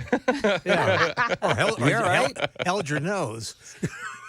Everything okay? You need to go see a doctor or something? For people that don't know, on Friday, we shouldn't do callbacks. On Friday, Chris was regaling us with a great story about how he lit up the studio. Peeled the paint off the wall, so to with speak. Chris Hand flatulence. Yes. And he was worried that somebody was going to come in as he lit up the studio. And the great thing was, lit it up. The great thing was Johnny was talking about how that's happened to him. The best part about that whole thing was Johnny saying a good-looking saleswoman, his worry was going to come into the studio, thereby saying, it's okay if an ugly one smells your farts, Johnny. I disagree. I think the best part of that segment was Dan going, this has never happened to me. Okay, it happened one time when Phil Valentine walked in. Okay, the mic was hot. Yeah, there was that too. That was my big takeaway. All right, very good. Very well. So who did what this weekend? Anybody have fun? It's Christmas shopping time. Christmas shopping time? You done with your Christmas shopping now, No, Chris? no, we're not done yet. We got too many kids. Takes a while. How do you do that? Yeah. Well, I trust in Virginia with all my heart. In other words, you let her do all the work. Smart man. This is what I do. And on Christmas morning, I eagerly await to see what I got the kids. Delegate. Oh, gee, thanks, Dad. Don't you mean What'd you to get? see what Santa brought the kids? Well, the kids are going to get stuff from Santa, too. But, Mom and Dad bring some gifts to the table. All right, so I discovered something over the weekend, and I sent it to Johnny and Joan, and it is a random question asker. Oh, this is great. Now, I'm going to tell you that me, Riker, and Amy had the best time with this thing because it just asks you random questions. So I'm going to do that with you three. Okay. Perfect. Let's go. All right. What dumb accomplishment are you most proud of? I'll start. I am the dumbest accomplishment that I'm most proud of is when, well, aside from breaking into baseball stadiums, the fact that I was a traffic reporter. I loved being a traffic reporter. And I'm very proud of the fact that I was a very good traffic reporter in Los Angeles. And no offense to you folks, but that was actually a lot more fun than being a talk show host. I actually got to hear Dan I actually got to hear it. Hear the tape. I did have a tape. I remember Yes, we brought in a tape. Are you doing traffic? No, he actually had left it in something that he gave me, and he left it in the cassette player. Yeah, I gave Johnny a thing, and it still had the cassette in there of me too in traffic. Oh, I love it. It's pretty bad too, wasn't it, Johnny? Oh, it wasn't bad. I liked it. You know, you folks think that my voice is high now. You should have heard it when I was 21. It was like Minnie Mouse doing the traffic. Sound like the Lollipop Guild. It all goes back to the Wizard of Oz, Yes, doesn't it it? does. Yeah, it do. So what is the dumbest accomplishment you're most proud of, Chris Hand? I'm really good at breaking into homes, and I can get in, so I have elderly neighbors in my neighborhood, and they'll lock themselves out of their homes, and I'm the first one that they knock on. Chris, can you break into my home? Doesn't that automatically, though, make you a suspect if something comes up missing? Yes, but I'll do it for a friend in need. Okay, very good. Or if you know what, that's a great way to get Christmas gifts. There you go. Joni? I'm just kidding. Joni! I did that on purpose. I have to think about this. Go on, Johnny. All right, Johnny, what's your man. dumbest accomplishment that you're the most proud of? Well, the only thing I can think of is I was at the Tulsa State Fair, and country outlaw David Allan Coe didn't show up. And the head of the fair talent was there, and I was talking to him, and I said, I can sing all of David Allan Coe's songs, just kind of halfway joking. And then later on, he comes to me and said, were you serious? And I said, oh, yeah, I can do it. He goes, you're going on stage. What? And I said, what? And so I ended up going on stage and was a big hit. And they had me on the second show. Wow. And it got written up, but then I sent it to Billboard in Nashville or Record World, one of those magazines, and they printed the story but left my story out of it. Oh. That sucks. Yeah, it does. All right, Joan, All right, rephrase the question. what dumb accomplishment are you most proud of? So one time I was shopping for a car, and my husband and I were at this dealership, and they had a Corvette sitting on the floor. And I said, can I sit in it? They said, sure. Well, when we got in it, the keys were in it. So I started it up. And you would have thought that I'd set off a bomb or something. Right. Yeah, you're not supposed to do that. I didn't know. Why'd they leave the keys in the car if I wasn't supposed to do that? So She's actually got a good point. the salesperson got fired. Oh. Wait, you're proud of that? I'm not proud of it, but you know. Quite the accomplishment, Joan. Yeah, sorry. Boy, well done. The story fell down. Yeah, I mean, You know what? Okay, hold I on. need to rethink this. I'm I going to destroyed someone's livelihood. That's my biggest dumb accomplishment. By the way, one of the super texters said, well, wouldn't Chris say that his biggest accomplishment is breaking into America from Canada? This is true. This is true. I'm gonna I broke in before it was cool. No free debit cards or hotel rooms. I'm gonna give Joan a chance to redeem herself. Oh no, Joan. Yeah. What's on your bucket list for this year? And I'll go ahead and have you do 2025. What is your bucket list for this year or next year? On my bucket list, I want to go to Creation. Do you know what I'm talking about? It's in Illinois or Indiana? The Creation Museum. I've been there. Oh, have you? Okay. I have. It's amazing. It's in Indiana. Indiana. Isn't that okay. right? Isn't that right by the Ark? Yes. I want to do the Ark. That is creation. amazing. Yes. So Okay. that's like on this year's bucket list. That is, I've been twice. Twice? Wow. Yeah. That is a big highlight for me. I actually stayed in a hotel so that I could spend 2 days at the Ark in the Creation Museum. Wow. Nice. And you people call me a heathen. Well. You'll notice that nobody denies it. That's cool. No problem. Weird how that happens. I hate you all. Chris, real quick, you got a bucket lister? Yeah, this year I want to go to the Chapel of the Holy Cross in Sedona, Arizona. It's like this church built right into the rocks there in the mountains. Sedona's gorgeous. And we wanted to go the last time we were in Sedona, but it was closed. All right. So we want to check that off this year. All right. Cool. Let's see. Johnny, you got a bucket lister? Yeah, I'd like to. I need to visit Bozeman, Montana, because that's where my namesakes come from. And it's interesting, the guy, John M. Bozeman, that founded Bozeman, Montana, looks like my father with a mustache. Wow. Really? Yes. No kidding. Yes. By the way, everybody's letting me know the Creation Museum and the Ark is in Kentucky.